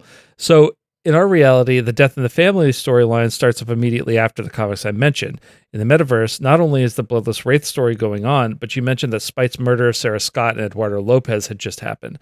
Mm-hmm. Was Spite's big story placed so close to the Death in the Family on purpose, or did it just end up being a happy accident when the timeline was being arranged? It was not on purpose. The thing that is a happy accident. Yeah, right. The thing that was on purpose about that is that, like, the tone of the 80s in comics and the tone of the 90s in comics is like that. Like we've matched those tones for the most part. There's some differences here and there, but like those things are related to each other. And so an individual story, no, but the fact that stories of a similar sort are near each other makes sense. Mm-hmm. Yeah. On an obviously related note, I continue to be excited for the upcoming History of Sentinel comics book, and I'm in awe you've got a list of creative teams put together.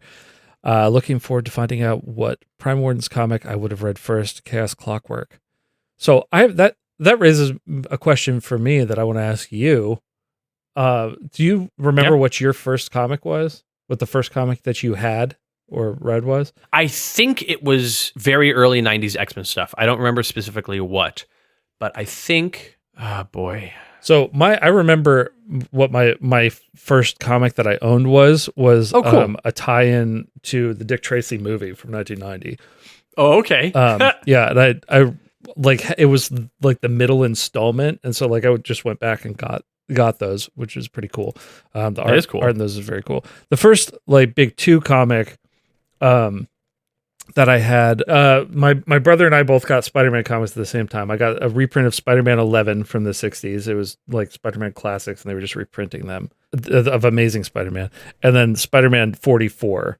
So that would have been 1994, I think.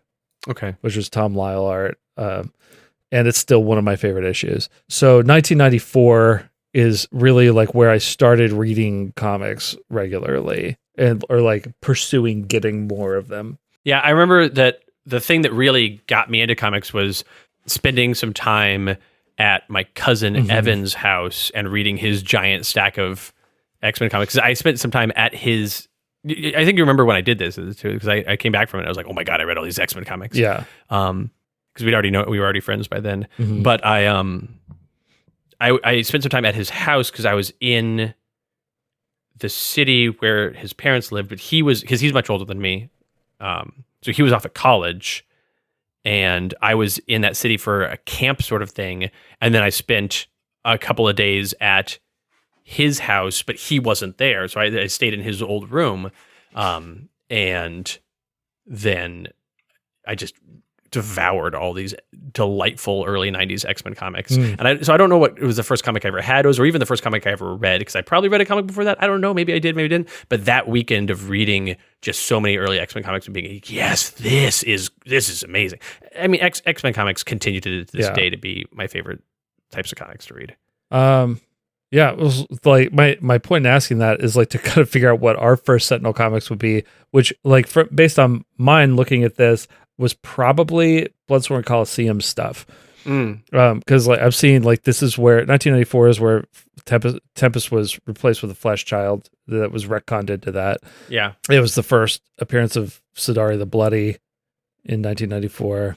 So like there's that big Bloodsworn story going on there that I probably.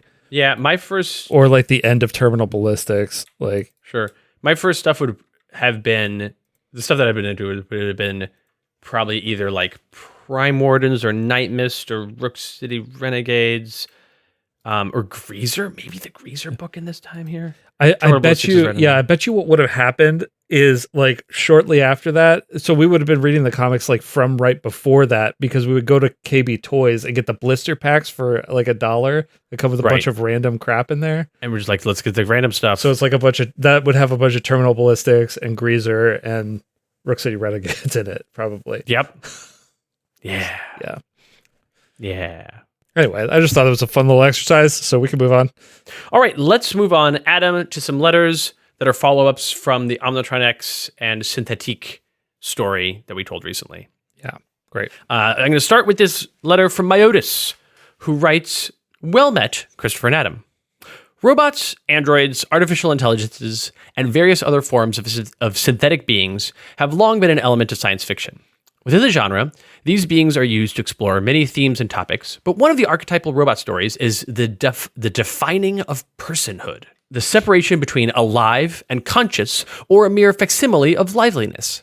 These stories examine the behaviors of robots, the behaviors of humans or other organic life, and to ask what really makes them different, if anything, at a level deeper than the surface question of muscle or metal. In Sentinel Comics, this archetype is exhibited by one robot in particular, Omnitron X. Omnitron begins its existence unambiguously inhuman, a destructive and monstrous machine, and after many iterations, it invents empathy for itself, experiencing emotion for the first time, and settling itself on the path to heroism, eventually becoming the Omnitron X that we, and Unity, know and love. But all is not well in the mind of this machine. In the letter page, episode 314, we learn about a showdown between our favorite reformed sentient robotics factory and the new villain Synthetique, which, to be clear, I am pronouncing the correct way, Synthetique. I'm glad you agree. Great, yeah. I'm glad you agree. In a digital realm, and it does not end well for the new digital foe. I know that I'm not the only one who thought, after hearing the story, what the Eternus, Omnitron X? This story just seems out of character. After all, wasn't empathy for victims of supervillain fights, like Ada, a desire to prevent casualties of the sort the reason that Omnitron X decided to become a hero in the first place? Yet despite all of his creativity and empathy and growing humanity, he chose virtual violence without consideration for another option. Why not try to treat the still-breathing victim and wake her from her coma? Surely with the knowledge and resources of comic book super scientist Tachyon, the engineering genius of his best friend Unity, and Omnitron X's own super advanced, highly powered computerized brain, medical research is even a key use of much less powerful real-world AI, they could have at least tried to find a treatment. Or maybe he could have drawn on his own destructive past and used his empathy to try to talk to her and connect with the newly digitized villain, and perhaps even convince her to use her unfortunate situation for good. So why didn't he even try? I've never been more disappointed in a fictional android superhero. Or, I suppose the core of my question here is, have I been fundamentally misunderstanding the character of Omnitron X? It just seems that to me, from what we know of his other stories, Ronnie, your nickname for him, not mine. That's not our nickname for him, actually. Would be the last person to deny the personhood of another. And someone who makes such a declaration with such callousness, as we saw, does not really seem likely to be friends with Unity. So what am I missing? Because right now, it seems like Omnitron X pulled a naturalist and created his own villain, since Synthetique, that's hard to say in a row, will surely return to wreak digital havoc that could have been prevented had Ronnie been a little nicer. Wishing you well and hoping the story doesn't prove that Raymanto was right, Myotis. All right, fantastic. And I've seen a lot of chatter responses. about this. Yeah. to this episode. This letter I thought was a phenomenal letter that really explained well the concern. And there's two things to talk about here. One, there's a bunch of stuff we talked about off the air before we started recording that we didn't do a good job representing on the air. A lot of that stuff is just mostly that when Synthetique became the digital villain, the stuff that she did that was anti-heroes and her very like anti-heroes, heroes are bad, you did this to me, I will get revenge sort of things being her motivations. However, even with all that true, even with her being the worst person ever, which she isn't, but like let's say she was the worst, most terrible villain ever, that doesn't forgive Omnitron X's response in this case of this like very uncaring, unempathetic, completely violent, terrible response. Yeah, I want to emphasize before we get into that she was definitely a villain by herself without Omnitron X's involvement. Yes, Omnitron X did not make her a villain. She was fully on the villain doing villainous stuff side. Yeah. However, this still doesn't excuse Omnitron X. And two things. One, I'm not looking to retcon. The only retcon here is, look, she was definitely a terrible villain and she was doing villainous stuff. And that was our intention. And I think we did a bad job explaining that on the air. But this story still did happen as we said it. And I also 100% agree with you. This story is a fundamental misunderstanding of the character of Omnitron X. Yeah, I don't think that this is you misunderstand Omnitron X incorrectly. I think that is the writer misunderstands Omnitron X and also doesn't think that what happens to Synthetique is undeserved. Right. Yeah, I think that the writer is like, oh, see how bad this person is? They deserve to be treated this way. And that's like a, hey, whoa, buddy moment for one. Right. For two, I think this story actually is a big, important story that catapults Omnitron X's quest for humanity forward notably. Yeah. I think that the backlash to this story involves taking writers off of Omnitron X, putting different writers on Omnitron X, being like, hey, it's not just that like you did a bad job at this, it's that the audience reaction to this is right about who Omnitron X is and what is being told in Omnitron X stories. And your reaction to this, the listenership of the letters page, is equivalent to the reaction from in the metaverse of people being like, no, absolutely not. That's wrong.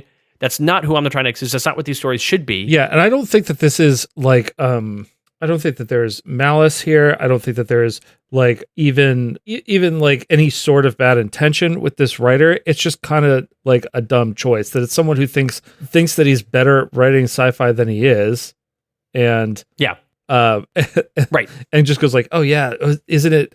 Because Twilight Zone episodes end with like a weird, oh wow, oh no, that sucks actually. So I'm going to do the same thing here. It doesn't really think about the implications for Omnitron.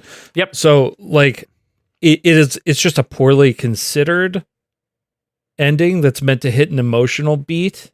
Yeah, that instead like betray it, because I do think that the story betrays the arc of Omnitron that Myotis did a really good job laying out, and I think that as a result of that, the backlash to that, both in the fandom and also in the creative department at Sentinel Comics, resulted in even more consideration and making Omnitron X much more to the character that you, dear listeners, know him as, and we know him as a character who is in search of humanity and who is a smart, considerate, empathetic being. Before that, it was like, hey, I'm a robot who's a hero now instead of a robot who's a villain.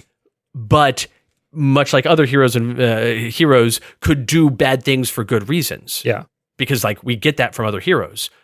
This story is like, oh no, we need to be way more careful with Omnitron X. Yeah. So the badness of the story has a positive result of like, oh shoot, let's button this up. Let's correct this. Yeah. But yeah, you're not wrong for feeling that way. So thank you so much for your letter, Myotis. Yep. And please forgive us for the misrepresentation of Omnitron X. I do think that we did a bad job in two ways. We did a bad job in explaining the villain that is Synthetique. Like we could have done a better job at framing that. But the story that we told, the bad job that we did at Omnitron X, I think I don't want to change. I don't want to go back on, is not our bad job so much as comics misunderstanding, that writer misunderstanding Omnitron X. And the bad job that we did there was not pointing at that, was not saying, and this was a misunderstanding of the character. Yeah. I don't, Like that would have been our responsibility there. I also don't want people to think this is like some sort of cop out that we're trying to be like, hey, like, well, now we realize what we did, because like we knew then, we were like, this is a bad ending with that we planned. Because like, this is the thing is we talked about this whole story off the air before we came online, and the two places we failed was not doing a good job explaining the villainy of Synthetique, and then not pointing out how much Omnitron X was being poorly written here. Yeah. Which were both intentions of ours from the start. Sorry for not saying. So. Yeah. This is a danger that happens when we do this stuff off the air, because like, I think that. Yeah. I mean, and I think we mentioned on that episode that we'd been on the air for like a couple hours working live, because we were working hard at making this come to life, and they're like, okay, now we have all the pieces. And so then we rushed through, I think, the recording of it. Yeah. So that's on us. I apologize for dropping the ball, for dropping two balls there. Right. But I was actually, when I saw the follow-up to it and people being like, wait a minute, hold on, no, Omnitron X, I was like, yeah, great, good. Yeah, this is the reaction you should be having, yes. And then I read more into it and I'm like, oh, shoot, we didn't explain well. So like, I'm glad you guys had this reaction. I'm sorry for setting you up for a bad time. Yeah.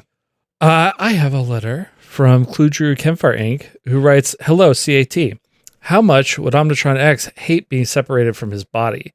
There have been various discussions about Omnitron X's handling of Synthetique, but before going down that path, I wanted Omnitron X's perspective. If you took the Omnitron X program and put it in a big server rack capable of running... Probably a server rack. Yeah.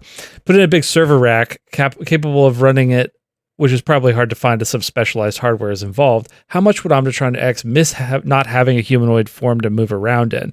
And then what if that server got isolated? Would that be more like locking Omnitron X in a small white room or telling him to stay home? If you were to take Omnitron X's program out of his chassis and put it into a computer, I think that he'd be like, hold on, wait a minute, this isn't me. And the reason I think that is because this is true of people. That like if you take a person's brain out of their body and put it in a computer, they would go crazy, because the physical form is important to their form. I think that you're not necessarily. I think you're not necessarily wrong, but like here's the difference. Yeah, is that humans can't jump from one thing to the next, and Omnitron X can. Like, yeah. So like, no, I agree, but I still think that without a physical form, Omnitron X would be like, I am a different. I feel different. I feel like I'm a different entity. I don't think it would necessarily fall apart the way a person would. Yeah. But I think it would. I would think it would change. I think it would affect and change him. But I don't think that going into the digital realm really bothers him. He's like, no, I don't think going into the digital realm bothers him. But I think that, I think that being forced out of his chassis and not being able to return to it would change him. I think that it's much like that leaving his body feels probably a lot more like dreaming, where you're like in control of your dreams still. You know, like how you can sometimes move around in your dreams. Lucid dreaming. Yeah. Yeah. But it feels more like that. Sure. Yeah, I could see that, because it's also like it is like a digital projection of himself in that. Mm-hmm. Yeah, that makes sense. So then the next part would here. What if that server got isolated? It would be locking him in a small room or telling him to stay home. It's not like telling him to stay home. It would be like locking him in a small room. Yeah, that would be terrible. Yeah. Letter continues. If you asked Omnitron X these hypothetical questions, how does he think he would react? Yeah. How does he think he would react? I would imagine. To those situations, not to the questions. Okay. So if you're like, hey, what happens if we take you out of your chassis and put you in a computer? He would be like, interesting. My mind would be my own, but I would lose access to the form, which is also me. I think. Here's a different question and more pointed, I think. Okay. If you built a different chassis and moved him from one chassis to a different chassis, like how much does that bother him? I think that he would take him. It would give him an adjustment period. Be like, I have to accommodate this new form, but I think he would still be himself, depending on how different the chassis is. I guess. Is it like if you like you got a prosthetic, then have to get used to it? Or? How much does it change Omnitron X to become Omnitron U? Is the question. That's the question. Well, I mean, I think that in my opinion, Omnitron X is dead, and Omnitron U is a different consciousness. He's like the offspring Yeah. of Omnitron X Yeah, and that's Unity or something. closer to that. It's an iteration. Yeah. Yeah. I don't disagree. I think Omnitron X and Omnitron U are the same entity, but different people. Yeah. Yeah. Anyway, thank you. Very, very thought-provoking questions. I mean, the last one we didn't answer was Omnitron X's hypothetical answer about being disconnected, being in a computer and disconnected from and I think they'd be like, he's like, why would you torture me this way? Mm. That sounds like torture. Yeah. Yeah. All right. Letter from the Golden Gunslinger, who writes, howdy, Christopher, Adam, and Trevor. I'm going to stop doing the Southern accent thing because it's not as funny as I thought it would be. Good. Whew. Additionally, in my last letter, both of you seemed confused by what retardando was a pun on. It's a pun on the word rat and the musical term ritardando, which means to gradually decrease in tempo. Yeah, I know that term. I didn't get that from the context, but I'm glad you explained it. Yeah. I do appreciate that. Now on to my questions. Synthetique is a very cool character, but I'm confused about the origin of her powers. She got hit by some electricity from revolts, and that gave her power over the digital realm, right? How does that work? Electricity is connected to a lot of things other than the internet. Is the digital realm also a part of anything that runs on electricity, not just cyberspace and internet type stuff? Yes, great question. Let's pause and let's back up a little bit. Mm-hmm. The digital realm is not the internet. Right. It's not the internet. I want to be clear here. This was like, the point of this was not, she goes to the internet. It's, she goes to the realm of the electricity grid. Yeah. The digital impulses of like, there could be a computer that is not connected to the internet that still is connected to the digital realm. Yeah. Because of electricity. Yeah. Right. Yeah. She is the realm that she is in is not the internet. It's the electric grid. Mm-hmm. Yeah, so digital is maybe a misnomer for it. That's still like what it is considered, right. But like I don't love calling it the digital realm, and that name came from the prompt. Yeah, I don't want to call it the grid because we can't do that. I mean, so I think that like even though it's not, it's still called the digital realm. Like, okay, you think that it is called the digital realm in comics. But and certainly, especially as we go forward into even a few years after that, the internet becomes more and more pervasive. So it really is where it's the internet. But you have to remember the digital realm exists beyond the internet. It is in anything that electricity. Yeah, I would say that like computers are probably more like cities in that. The circuits like freeways. I wasn't going there originally, but it's like yeah. Great job. All right. Letter continues. Also, I can think of a certain shapeshifter from real comics where the readers unanimously pronounce the eek in the name like eek and not ick.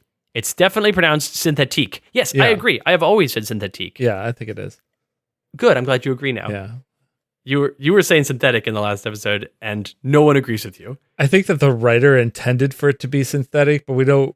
Synthetic. I think you're just saying that so you can throw the writer we've already thrown under the bus under more buses. I'm throwing.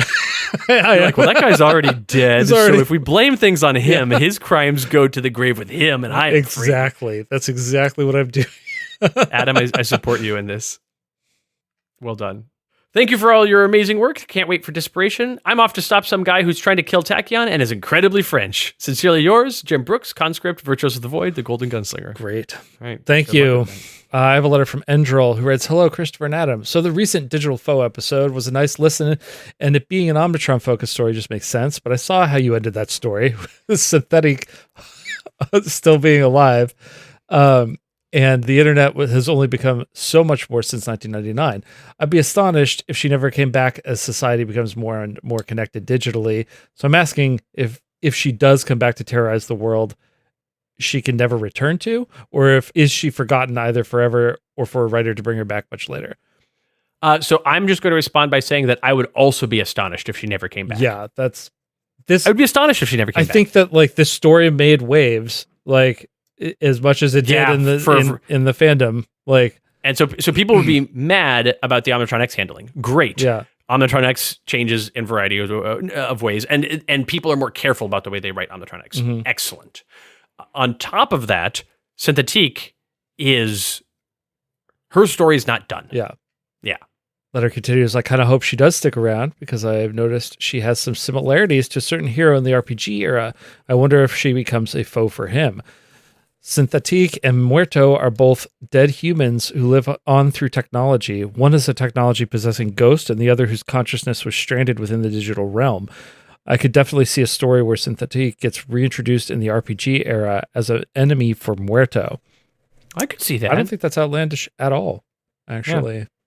Yeah. Tango writes, howdy, you two. Is there a Ray Manta Synthetique team-up in Sentinel Comics? Ray Manta works off of information, as we saw in this issue, and Cynthia, Tango is nicknaming Synthetique. Cynthia, starting with an S. Oh, boy. Has seemingly nothing to offer anyone in the future other than information that she can gather while watching from her digital cage.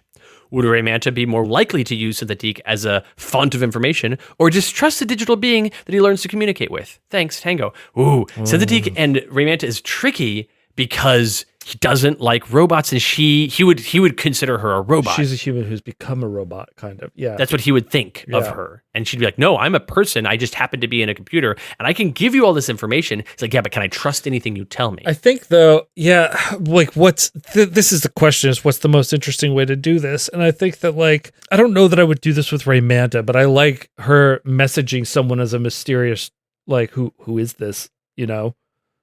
Like someone just starts getting messages. She starts giving him, starts sending him messages. She's figured out some way to send him messages. Mm-hmm. She does Morse code on a lamp in his room. Mm-hmm. And he's like, oh, the lamp's blinking. Wait, is it a code? Wait, it is a code. It is a code, yeah.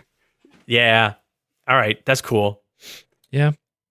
Dead Yawn writes, Dear Liars, I had this idea after catching up with the letters page. I would be writing in with some regularity. I've done so only once.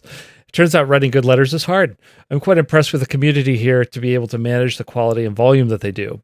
But lo, I have a question, that of cyberspace. The term didn't come up during the writer's room for a digital foe in a digital realm, though it seems likely it would have, being the style at the time. So the question is whether it was used here or in other issues, or Sentinel Comics committed to digital realm as its go-to for this type of setting. I think that they would call it the digital realm specifically to avoid to differentiate it from cyberspace. Yeah. And also because it's not just cyberspace. Cyberspace is a part of the digital realm. Yeah. Of the digital. I think it's more of like a network. Mm. Yeah. Okay. Yeah. But the digital realm is bigger than that.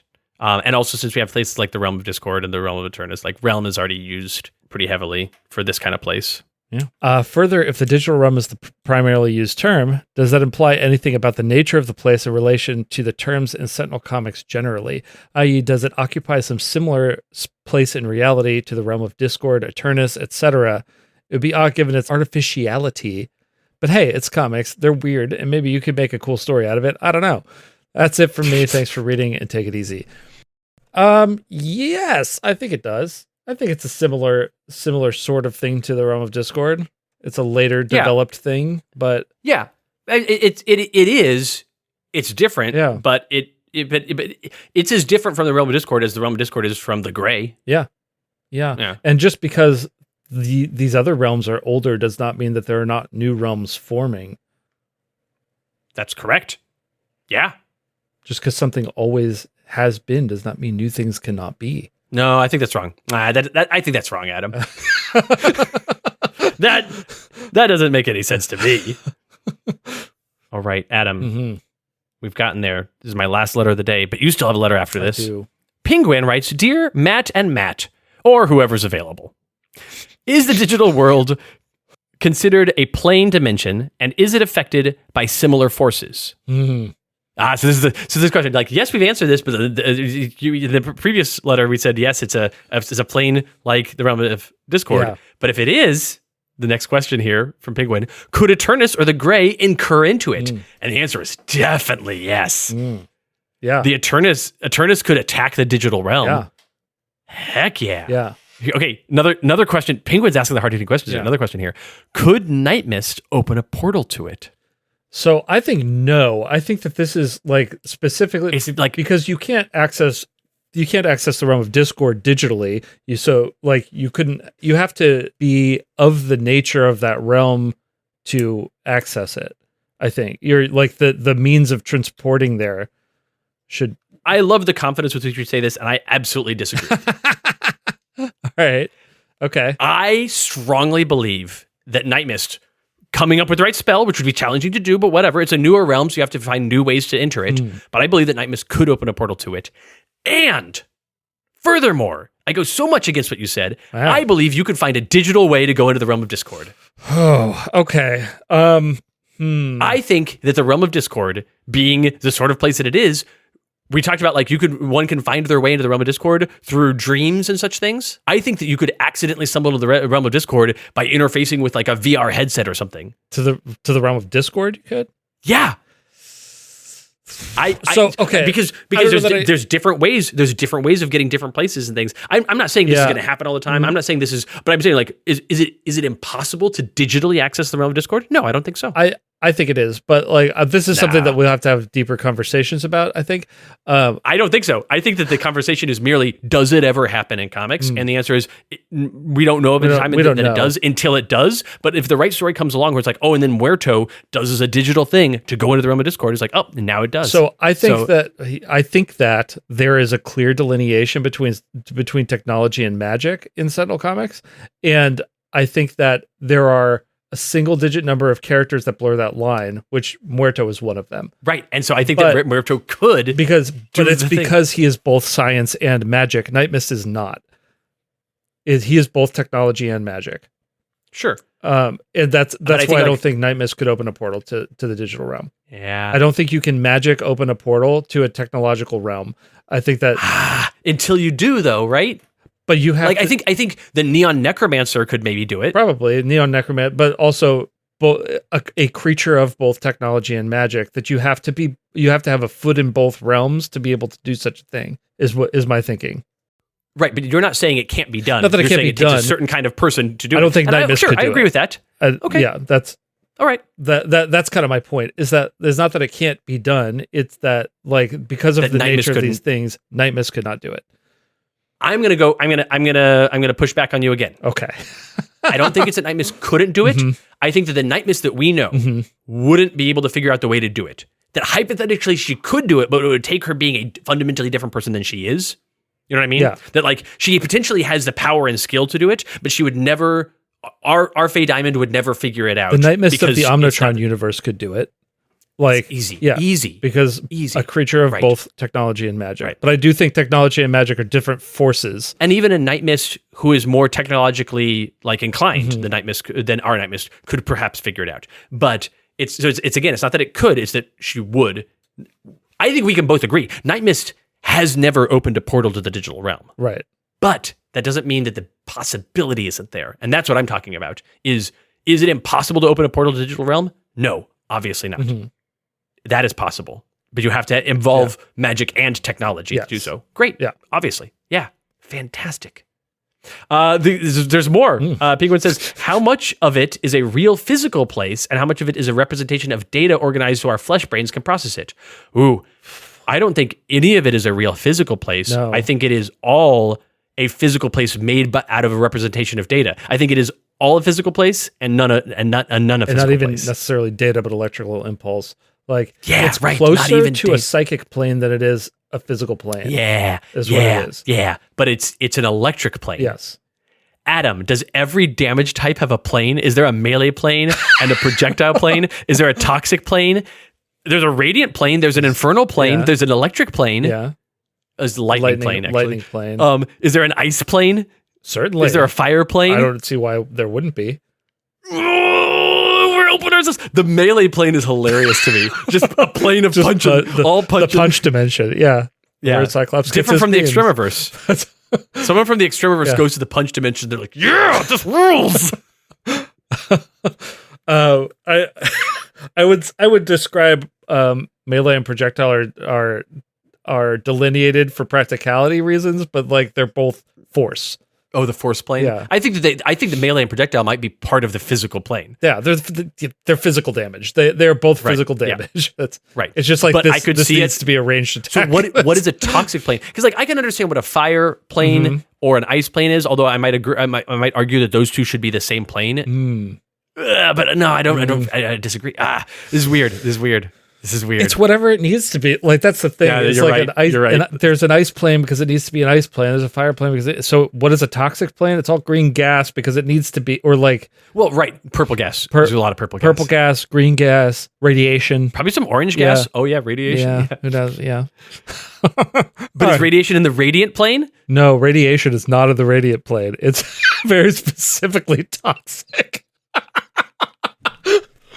Yeah, all right.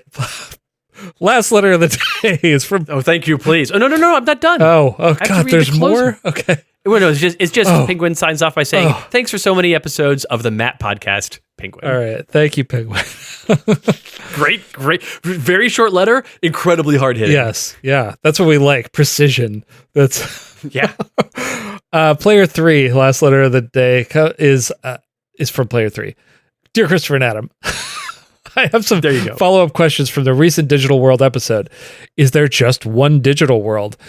I.e., any time a character visits a digital world, is it always the same one and they're all connected, or are there multiple distinct digital worlds? If they're all connected, is there a specific name given to the digital world? I think it's the same one. I think we've pretty much established that at this point. It is connected. Right. Yeah. Okay. The next question here, though. Yeah.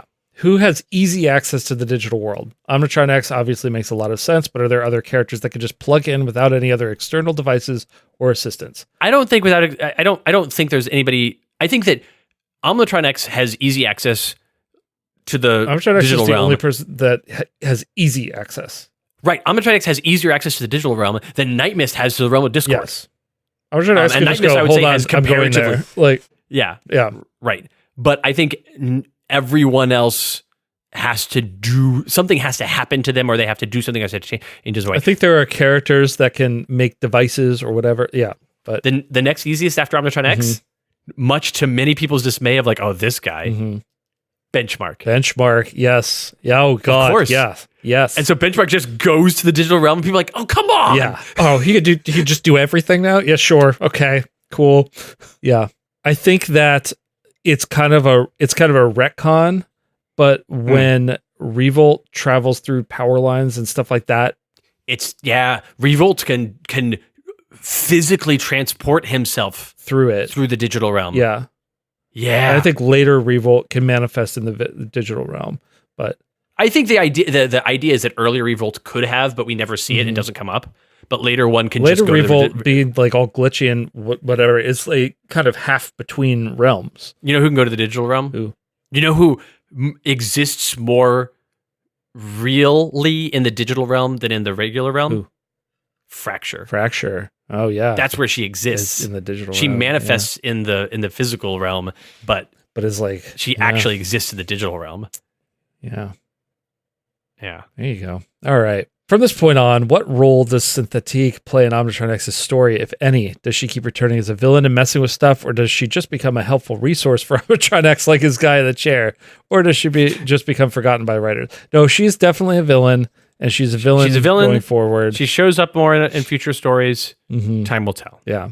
Also, I want to thank you both for rekindling my Daft Punk hyperfixation because of Synthetique's name and referencing the Tron movie. It says him referencing the Tron movie. I assume you mean me saying the Tron opening in the probably. Yeah. Downloading a car, Player 3. You wouldn't download a car? Player 3 would. Oh, Player 3 is bad. I didn't realize. I love that because I would download everything in that. You wouldn't download a pizza? Yes, I would. I would download everything that you're telling me. Just because I couldn't doesn't mean I wouldn't like. Right. Adam, yeah. What wouldn't you download? This cover that is. Why not? Good transition. I was gonna wait for you to make some claim like there's nothing I wouldn't download. I would download everything, and then I was just gonna be like herpes. Sure, yeah, I wouldn't download herpes. All right, fair. You got me.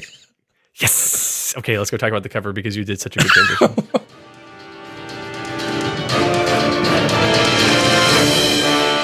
All right, Mystery Comics Volume 2, number 307. Yeah. This is Order the Simple Machines. Order the Simple Machine returned. Oh boy, you're gonna need to know creators on this. Oh, I know who the creators are on this. Oh, you do? The writer is Rasmus Dane, and the artist is Alex Venuti. So, I mean, given the time period, I feel like this is kind of just like, and this is like the beginning of the arc for the Order of the Simple Machine stuff. I think it's kind of a little bit abstract. I was thinking of like the figure of Linchpin and like kind of coming out, and then Wraith is like in the shadow of that, like sort of leaping forward. I love that. I do think we need to show Linchpin on this cover. Mm-hmm. All right. So yeah, I like the idea of that abstract cover, the shadow and Wraith in the shadow of Linchpin. Yeah. I think we're good. All right. Okay. And and I put the creators' names, spelling, just to make sure in the Slack for you. So got it. Cool. Got it. All right. Cool.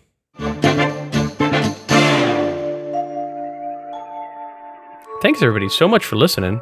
Thanks as always to our patrons. We could not do this without you. If you'd like to become a patron, head on over to patreon.com/thelletterspage. Sign up there, help us out, keep the show going. We really appreciate you. It's true. Speaking of, in fact, if you're on the Patreon right now, voting is live. Live. Yeah, next week's episode is an editor's note, and if you're on the Patreon, you can join us. If you're listening to this episode this week when it comes out, this Friday, join us for a live recording of editor's note number 90. This is the editor's note we've been promising for some time now. That is all about science. Which you can take us to task on our bad science. That's right. What this is Write for. us letters explaining how our science is bad and what good science is. We will read them, go, yes, you're correct and our science is bad. And then we will move forward into the future. Continuing bad nothing. Science. That's correct. That is correct. Yeah, we're just managing expectations on that. But yeah. All right. Yeah. Alrighty. Adam, we did it. We did. Another episode in the bag. And unfortunately, it's another long one, but hopefully Trevor will cut most of it and it'll be fine. Yeah. That's our best hope. Yeah. Our greatest hope. We are dependent on Trevor to make us sound good. Yes. Save us, Trevor. Save us from ourselves. All right. See you all next time. Bye. The Letters Page is a weekly podcast featuring fiction from the world of Sentinel Comics, written by me, Christopher Bedell, and illustrated by me, Adam Repertaro. We are also your hosts.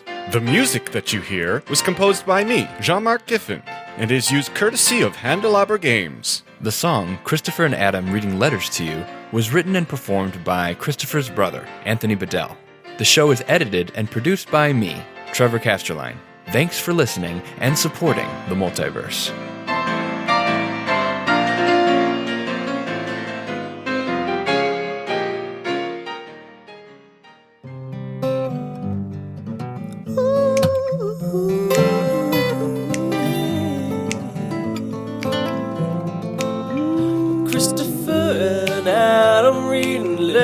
To you, Christopher and Adam. Christopher and Adam reading letters from you. Let them read them at you. Let them read them at you. Oh, Christopher and Adam. Christopher and Adam reading letters to you. Christopher and Adam.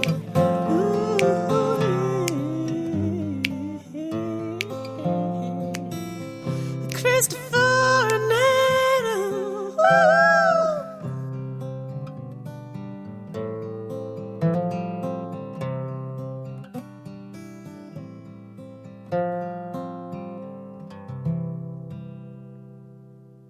Adam, are you ready to go? Is your chair locked? Ready as I'll ever be. Yes, it is. Is your microphone locked?